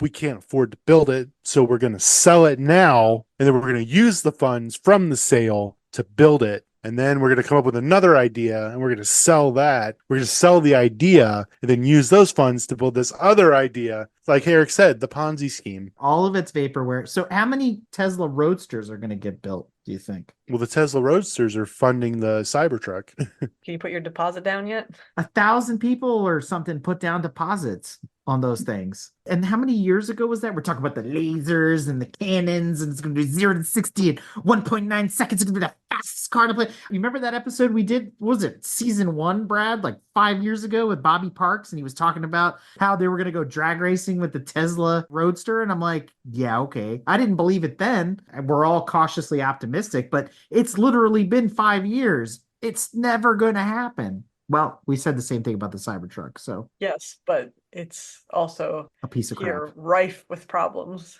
Yes. Speaking of problems Mm. of the Cybertruck, that wiper blade keeps giving them issues. Something so basic. And remember, I said blade, not blades. Blade. It's that 6-foot windshield wiper. They're delaying Cybertruck orders because the windshield wiper doesn't work.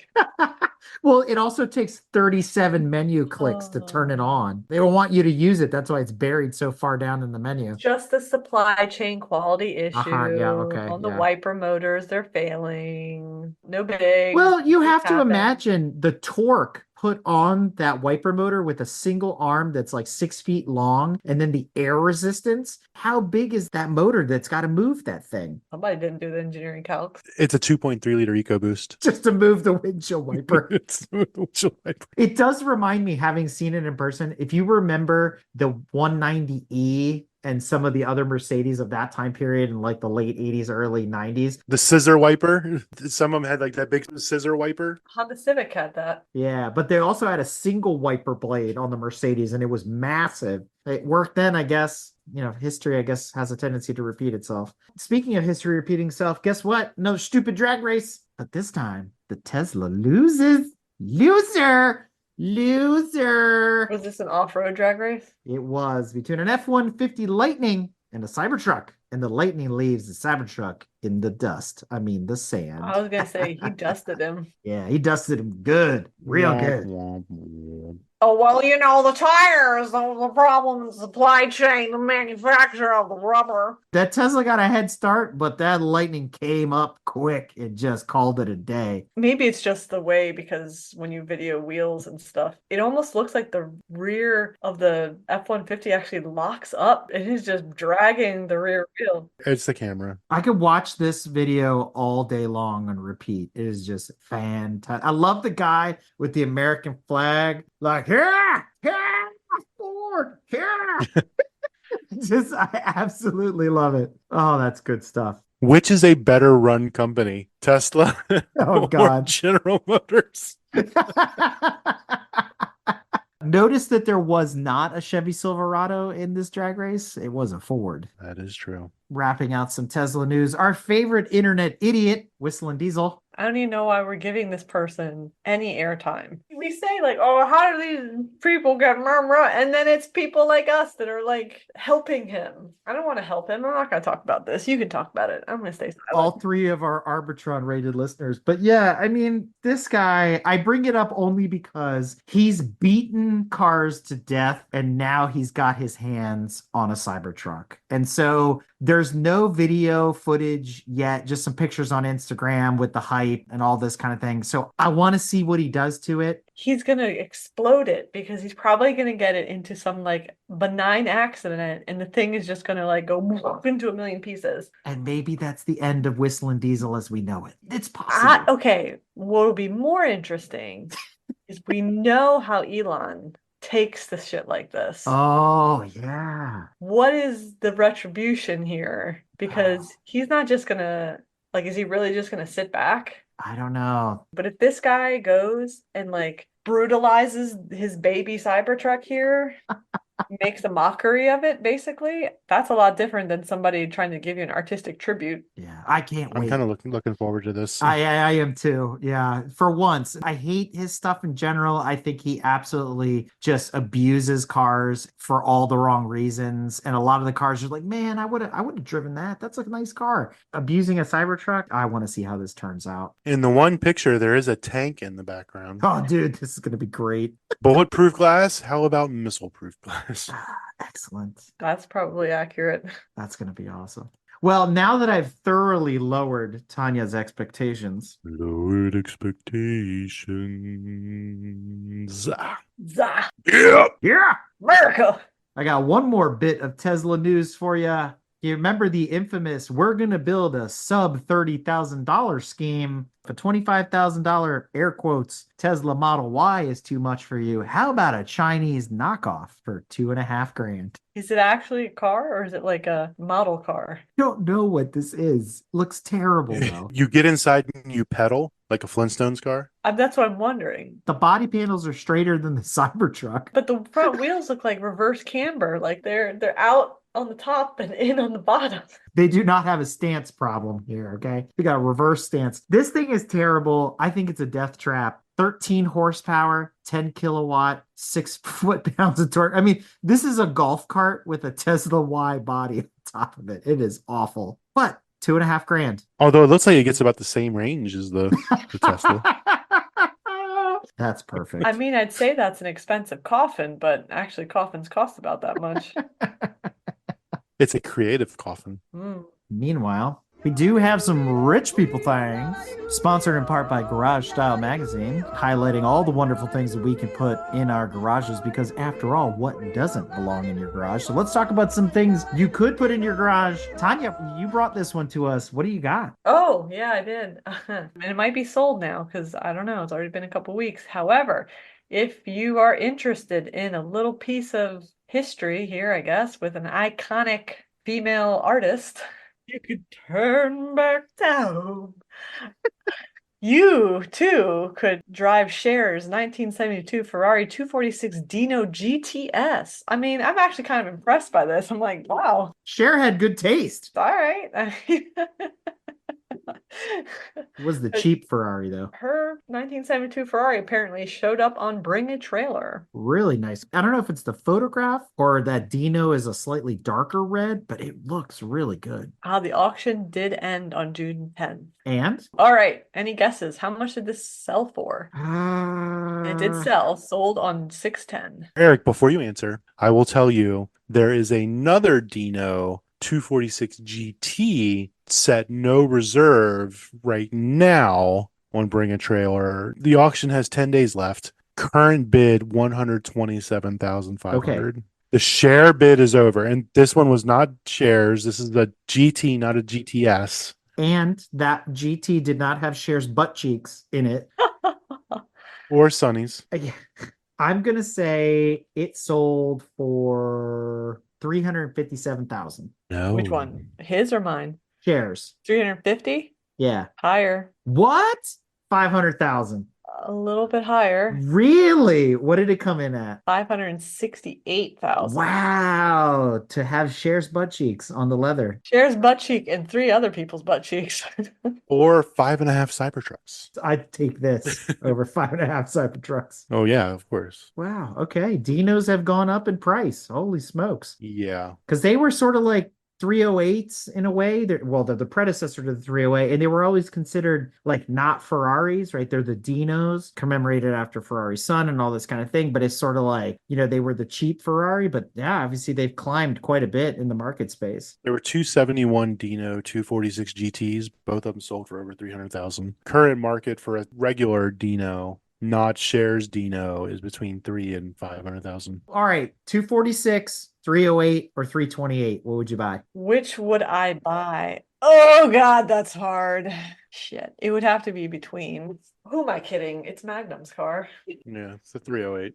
I'm starting to walk away from the 308. I've kind of re-engaged the 328. I got a chance to drive a 328 QV many, many years ago. After I saw that black one at Eyes on Design, I really like that car. I like the squarishness of it. And I think it's underappreciated. Yeah, it's heavier, but it's got the bigger motor and all that kind of stuff. But I kind of like the 328 in the right color. It's pretty cool. I mean, I wouldn't give it away if someone gave it to me, Right? but also Magnum's car. Yeah, well, yeah, okay. All right. How much are Tom Selleck's butt cheeks worth? Probably a lot more than 568,000. Easily 10 times shares butt cheeks. How much is Tom Selleck's facial hair worth? The mustache ride. How much is that worth? Oh my God. Next up in Rich People Things, and this is destined for our holiday shopping guide. Have you all seen the new Nuvolari collection? It's a line of apparel designed by Andres Graf out of Europe. It's commemorating the famous Formula One driver and Ferrari driver Tazio Nuvolari. Kind of goes along with the Tazio magazine as well. I think the stuff that they have, it was really sharp and actually not really too rich people things. I think it's pretty appropriately priced for what you're getting. It does throw back to the old Tazio Nuvolari logos and using, file footage and old photographs and things like that to get inspired from the way he dressed and bring that type of style forward into the 2024s. So you're talking like 100 years into the future, bringing Tazio Nuvolari back into the scene. I think this is going to be pretty cool, and it's going to make a really interesting gift for people this coming holiday season. Not bad. I don't have any thoughts about it. We have a link to it in the show notes so you can check it out. I mean, it's all primarily male centric though, so I'm looking at it and I still don't have any thoughts about it. I am not its target market. True. But I will say now that Le Mans is over, check out the Le Mans official store and you can get a lot of this year's gear on sale. So you can clean up now that the race is over with. If you're an ACO member, especially an ACO USA member, you can get a pretty good discount, anywhere between 15 to 25% off of the list price, even on top of things that are already on sale. So I was doing a little shopping myself the other day going, I think I need some more Le Mans gear in my wardrobe. So that's something else to add to the list. And then if that's not enough, I know it's a little late for Father's Day, but we don't celebrate anything in June. So if you go back to Garage Style Magazine, Don put together a list of Father's Day items. You might have missed it. So check it out. There's something basically for you, for the car, or for your garage on the list. So check out the Father's Day shopping guide over in Garage Style and maybe use that also as some inspiration for your holiday shopping. If you're like me and I like to shop early in the year and not wait till the last minute, all ideas are good ideas. I love where his head's at. Anybody looking to get me a Father's Day gift, please use the first one on here, the Mecum auction site, and go and get me something from Mecum. That's what I want for Father's Day. Well, guys, if that wasn't enough, would you like to buy a racetrack? would you like to buy a racetrack? How about Willow Springs? It's a little far. Who's trying to build apartments here? What? Willow Springs is the middle of nowhere. It's where the dirt people live. Forward to get rid of it. Isn't it iconic? It is. It's been around since the early 50s. It's one of America's quote unquote oldest racetracks. Older than that would be Watkins Glen and a few others. But yeah, it's been around forever. It's iconic. You look at Ford versus Ferrari, they filmed it at Willow Springs because races like that took place at Willow Springs where they were testing iconic cars like the GT40 and things like that. So it is up for sale. Would you guys like to guess how much for? Millions, right? I think it's on the cheap side for an iconic historic racetrack. 5 million. That's too cheap. 5 million. Let's do this. Let's get it done. 75 million. A little too high there. So they are offering it up right now. You can own classic Willow Springs for the low bargain basement price of 30 million. That's with an M, $30 million. That's really not bad. Yeah, let me just go ahead and dip into my coffers. Sell your Volkswagen and it's worth something because used car prices are still insane and you can buy Willow Springs. I would need to sell a few thousand Volkswagens. That's a lot of shares butt cheek to buy Willow Springs. Yeah. So it's been family owned this whole time. Yeah, Who's gonna, I mean, I guess some rich person, maybe. that's why it's rich people things. But granted, if you had the money or if you had a bunch of people to go in together to buy Willow Springs, I mean, it's an active racetrack. Rick Knoop, Le Mans legend, he coaches at Willow Springs. It's not like it's an inactive track, like it's dead, like you're buying Lost Speedways or something like that. It's Willow Springs. It can't be making money. They wouldn't be selling it if it was making money. What big races do they have there? Well, it's not even that. It's the other side of the argument, which is 62 years of family ownership. And if the family wants to get out, they just want to get out. Loss leader or moneymaker, it doesn't matter if you're done with it. That's true. But to me, as an investor, I would need to see the financials and like how much money are you making on this racetrack for my Yeah. $38 million or whatever. That's got to be a long payback term before you gotten a return on your investment. With the prices of HBEDs now, it's like 2 seasons. You're done. Yeah, but nobody's going. Hooked on Driving will be there. Trust me. Bad investment. It is a bad investment, but it's Willow Springs. You could own a racetrack. Come on.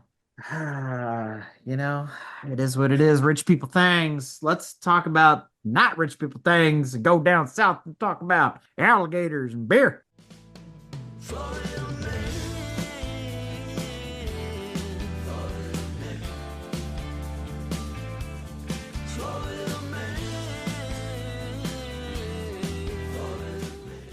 Yeah.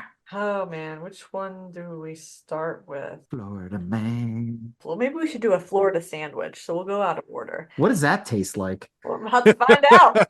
About to find out. So, Beer and tears. all right. So there's a high-speed chase in Florida, 100-mile-an-hour chase that this man sends the deputies on. What do you think he was driving? You'll be surprised. Altima. Because we don't open these. These are all reactions, right? I'm going to say Chrysler Sebring convertible. I'll give you a hint. It's not domestic, but it's also not a JDM. Oh, it's not domestic, but it's not a JDM. Only leaves you with Something German, right? So, ooh, 100 mile an hour. So it's got to be something with a little bit of engine in it. Does he have turn signals? I don't think he used it when he made the legal U-turn, probably, and sped past the deputy. I got it. 1984 Mercedes 300 diesel. 1995 BMW 318 Ti.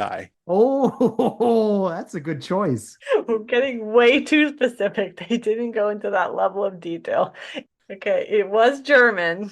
It was a BMW. Oh, Yes! They did not specify other than it was a red one. Is there video? Let me see if there's video. I don't think so. That's like a compilation video of other stuff. But anyway, the man, he does this U-turn, speeds past the cops chase him, he starts weaving in and out of traffic, he gets up to almost 100 miles an hour, hits a curb, goes into a dirt embankment, comes to a stop by a retention pond, gets out of the car because it's Florida and that's what you do, and you go swim into the retention pond to evade the police. And then with the police have set up a perimeter around a retention pond, he's swimming back and forth. He's going to outsmart. He's going to go to one side and, the cops, they're all going to run to that side. And while they're running, he's going to turn around and swim to the other side. And then they'll have to run to the other side. And then he's going to stop and swim yeah. the Keystone Cops. 20 minutes. He let him swim for 20 minutes. 20 minutes to get him out of the pond. If I was one of those police, I would have got out my track chair and just sat on the side of the pond, and we would just set up every 5 feet. A police officer sits there with his little chair. You get your beer. You just sit there and watch this jabroni swimming around in this fucking gator infested pond. Yeah, I was going to say, was he swimming like that because the gators were chasing him? Like, Little did they know he wasn't trying to evade them. what's really important about this story is if you're tuning into the drive-thru for the first time, which I don't know where you've been, but every time you bring up a story about Florida men evading the police, There's a swamp. there's a swamp involved, there's water involved, they're disembarking from their aqua vehicle, and then they're running naked off into somewhere. Is this just like in the playbook for criminals in Florida? Like, I'm going to abandon my vehicle and I'm going to go swimming. It happens more often than not. I don't know what it is. Something about the water down there. Gator piss that they keep drinking when they're swimming. He was charged with fleeing and eluding, reckless driving, resisting law enforcement without violence, leaving the scene of the crash. I have an issue with leaving the scene of the crash. He didn't technically leave the scene, He was the scene. putting in laps. So what's the meat in this sourdough Florida sandwich that we've created here? Looks like Michigan meat. Does this happen while I was there? This better not have happened while I was there. No, and a bizarre story that the first time I read it, it like took me a couple times because it was like something about Michigan man, never had a driver's license. He's on a Zoom court meeting driving in a car to get a driver's license reinstated, but he doesn't have a driver's license or something ridiculous like that. Then he's like driving on a suspended license, but then not on a suspended license because he didn't have a license. Like it was a weird story. And now I'm rereading it and not finding it in the same way, but Okay, all of that aside, when did we start going to court by Zoom? I don't know because that also is like, really? Is that a COVID thing? How does that work exactly? I like how he had to spend 2 nights in jail. Did they put a computer in a jail cell? He just can't leave his seat. He's just gonna sit there in like virtual jail. This is the fucking Sims. What the hell's going on here? Oh my God, there's multiple people on the Zoom too. And he's in the car the whole time. Wow. So the bailiffs like all rise and then everybody in the house stands up Does he stand up in the car? to make it a right turn into the 7-Eleven. Did he wave at the end of the Zoom call? Yeah, I mean, that's the real point of the story is like, how are you doing a traffic violation Zoom call court hearing? It's funny because I heard from somebody recently that said they got a speeding ticket down in Kentucky or Tennessee or something like that, and they live like way far away, and they're like, the only way they want you to be there in person. I'm be like, man, now you could do it over Zoom. Get it done. You don't have to drive back down there and get your ticket taken care of and hire a lawyer to go in for you and all that stuff. Just do Zoom, set it up, get it done. But then how does that work? Because like, isn't like part of actually showing up in court is you hope that the officer doesn't show up because if the officer doesn't, No, the officer's sitting at Dunkin' Donuts with the laptop and the passport. He just brings up Zoom. and so I'm saying like in the old days, the whole thing was like, oh, I'm gonna go into I'm not gonna pay it. I'm gonna go to the court thing Yeah, because because the cop doesn't have time to come. he Yeah. doesn't show up and then it gets thrown out. But now if he can just be like you said, driving down to the local whatever, he can just doot doot doot, zoom it in. Yep, I'm here. All jokes aside, that's actually a scary reality. In some ways, it's a good thing, but in other ways, you're not going to be able to beat the system if that was your intention. But times are changing. They are changing. I never thought you'd be going to court over Zoom. Oh man.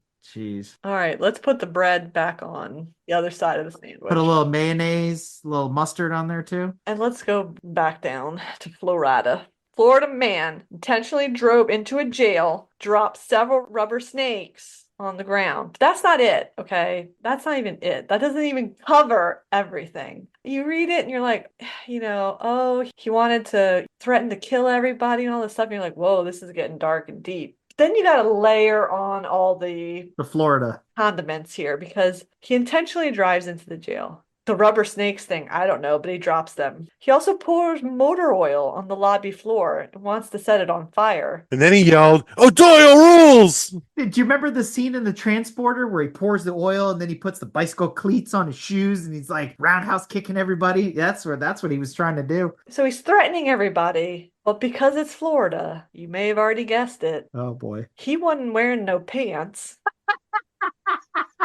And not that there's anything wrong with this, but he was wearing a woman's blouse. He was poo bearing it up in the jail. You remember what I said? You evade by abandoning your vehicle and you strip down. But in this case, there was no body of water involved. So he had to pour the oil to simulate the water evacuation. And the snakes are the gators. For the reptiles.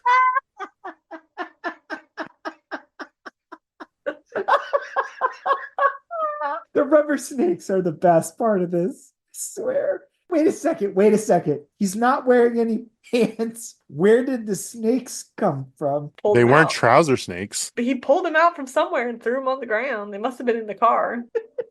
Wasn't there another story about a Florida man that was trying to dress as a woman and he got on a boat? Yes.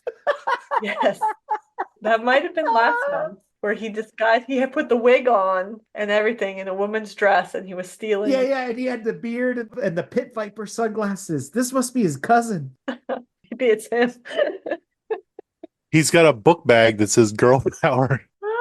Wow, what a mess. But he intentionally crashed into the jails. It's like Monopoly. Do not pass go. Do not collect $200. Book him, Dana. Florida never disappoints. See, there's always that lull at the beginning of the year. They haven't quite gotten out of hibernation mode yet, but it's like when the heat starts coming and the swampiness starts, it's like The clothes start coming off. it's like let's start coming off.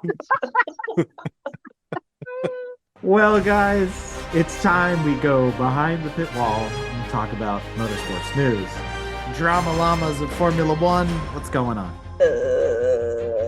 We had Montreal. We had Monaco, which Was super boring. Oh my God. we would not have covered that at the last drive-through because it would have Correct. happened right after it. So we had Monaco, which was a parade lap yet again because the top 10 drivers all finished in the same spots they started the race in, which means finally Ferrari, Charles Leclerc, gets a podium on number 1. It's a hollow victory, though. I'm going to say that. He still had to qualify for that position, so he out-qualified everybody to get that. Is he the first Monegasque to win at Monaco? I think so. He was either the first or the first in like a really long time. So it was a pretty big deal for all of them. So good for him. Carlos Sainz also ended in 3rd. Piastri was 2nd, so good for him. Yeah. And then Verstappen was in 6th place. He was unable to do anything heroic and make any sort of passes. Because his car is shite now that Adrian Newey's gone. Well, there is something to be said about that because no longer are there 20-second, 40-second gaps at any of these races between him and the next person. The Canadian Grand Prix, this was a little bit bigger than when they were in Italy, which was less than a second between him and Lando Norris at the very end, with Lando making huge moves to try to get into first, but didn't make it. The Canadians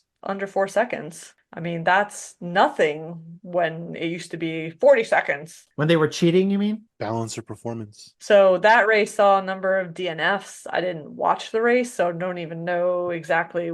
Both Ferraris ended up out. Both Williams ended up out. Perez ended up out. It rained, so I think maybe at least Charles perhaps got sent out on the wrong tires. I don't know. At any rate. Such is life in Formula One. More to come, though, but then they go and break in August, right? There's like no racing in August, and then they're back in the fall. It's like a triple header in Europe, so I think they go Spain, Austria, and then Silverstone. And then there's a bit of a break end of July. They're in Hungary. And then once they've gone through Spa, then there's kind of the month break before the next race. Zandvoort. Zandvoort in Holland, yeah.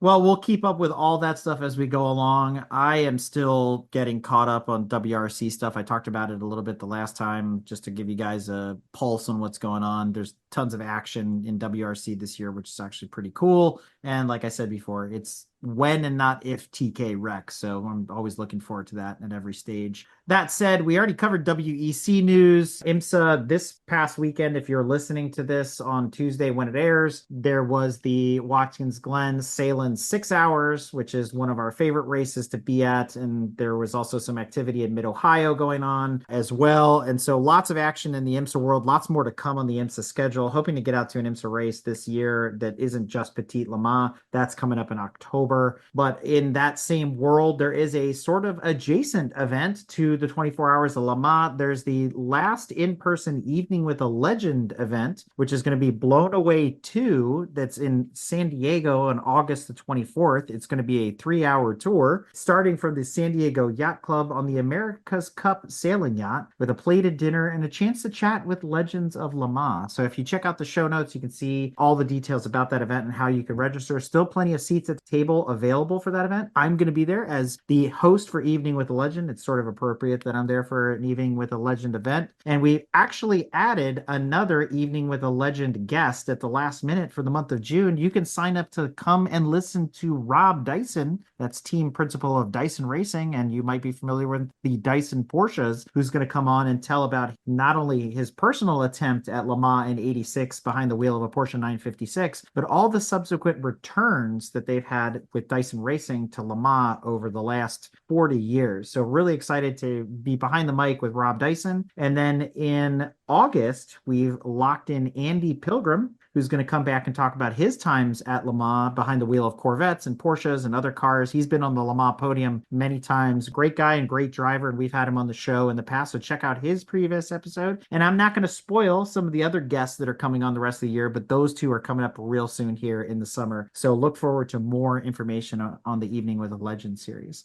That said, our motorsports news is brought to us in partnership with the International Motor Racing Research Center. Coming up in September, you can still buy tickets for the Cameron Argensinger Award for Outstanding Contributions for Motorsports. This year, the honoree is Zach Brown. Yes, that Zach Brown, the CEO of McLaren Formula One. You can still buy tickets to attend the event, so hop over to racingarchives.org and click on Store to purchase your seat at the table on September the 12th.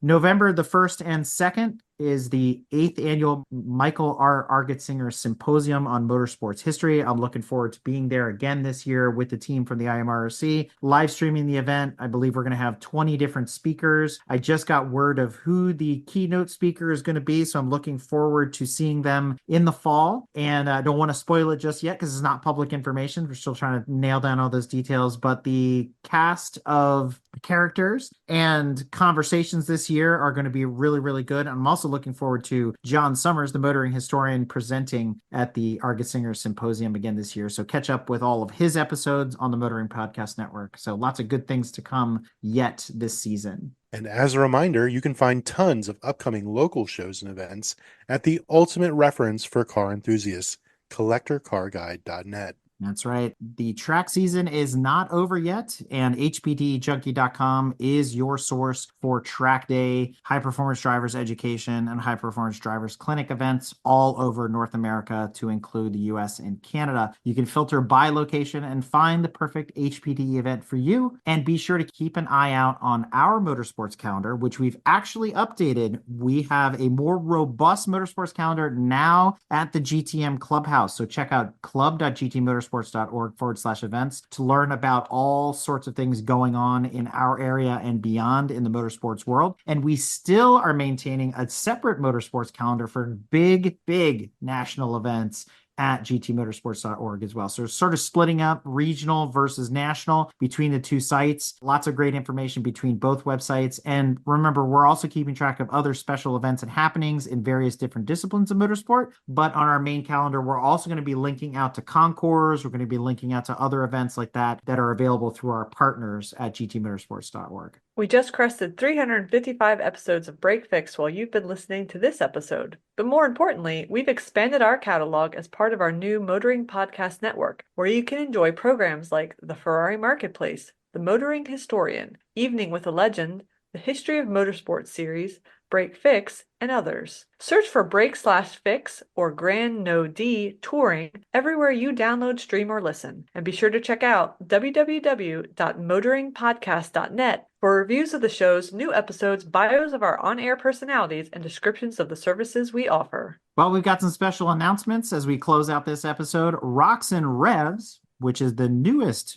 automotive festival in the country, put on by our friend William Big Money Ross at Exotic Car Marketplace, is kicking off July 28th weekend in Cleveland. If you are in the Cleveland or in the tri-state area, there between Michigan, Ohio, and Pennsylvania, and you want to come out and show off your car and be part of the automotive festival, Rocks and Revs Cleveland.com. That's Rock in Revs. So ROCKNREVS Cleveland.com for more details. Not only that, guys, I mentioned it earlier, next year is a big year. Let's start thinking about Le Mans Classic 2025, because the Le Mans Classic does not run every year. It's like the Olympics, which are going on this year in France. It only comes every so many years. So next year, 2025, 4th of July weekend, Le Mans Classic. Let's go! Vive la France! Did you know you can sign up for our Patreon for free? Lots of great extras and bonuses even on the free tier. But if you'd like to become a Break Fix VIP, jump over to www.patreon.com/GTMotorsports and learn about our different tiers. Join our Discord or become a member of the GTM Clubhouse by signing up at club.gtmotorsports.org. Drop us a line on social media or visit our Facebook group and leave us a comment. Tell us what you like, dislike, and send us ideas for future shows. And remember, for everything we talked about on this episode and more, be sure to check out the follow-on article and show notes available at gtmotorsports.org. And as always, thank you to our co-host and executive producer, Tanya, and to all the fans, friends, and family who support GTM and the Motoring Podcast Network. Without you, none of this would be possible. Outro. And on this episode of The Drive-Thru, no one says a word. Welcome to the quiet place. I feel like that would be a good NPR episode. Welcome to the drive-thru. Would it be any less boring than some of the NPR episodes? I mean, if they just 45 minutes of silence. We need a break fix NPR tiny desk moment. Oh, that'd be pretty good. Who would be our musical guest? Well, I mean, I think it would be us. I play Oh. saxophone and sing in the shower. Oh, I was expecting, like, I don't know, Gwen Stefani or Dua Lipa, or it's gotta be somebody, right? I'll just call up Dua Lipa on my Nextel and say, hey, yo, we need Is you she on in the your show. 5 now that you switched to T-Mobile? She's in my 5. Now that I've switched to T-Mobile, she's in my 5. Charles Barkley is always the first one in the 5. Not that Iggy ho. And on that bombshell, We did it. we done did it. Yeah! Well, here we are in the drive-through line, me and her. Cars in front of us, cars in back of us, all just waiting to order. There's some idiot in a Volvo with his bright sun behind me. I lean out the window and scream, hey, what you trying to do, blind me? My wife says maybe we should pause. We hope you enjoyed another awesome episode of Break Fix Podcast, brought to you by Grand Touring Motorsports. If you'd like to be a guest on the show or get involved, be sure to follow us on all social media platforms at Grand Touring Motorsports. And if you'd like to learn more about the content of this episode, be sure to check out the follow-on article at gtmotorsports.org.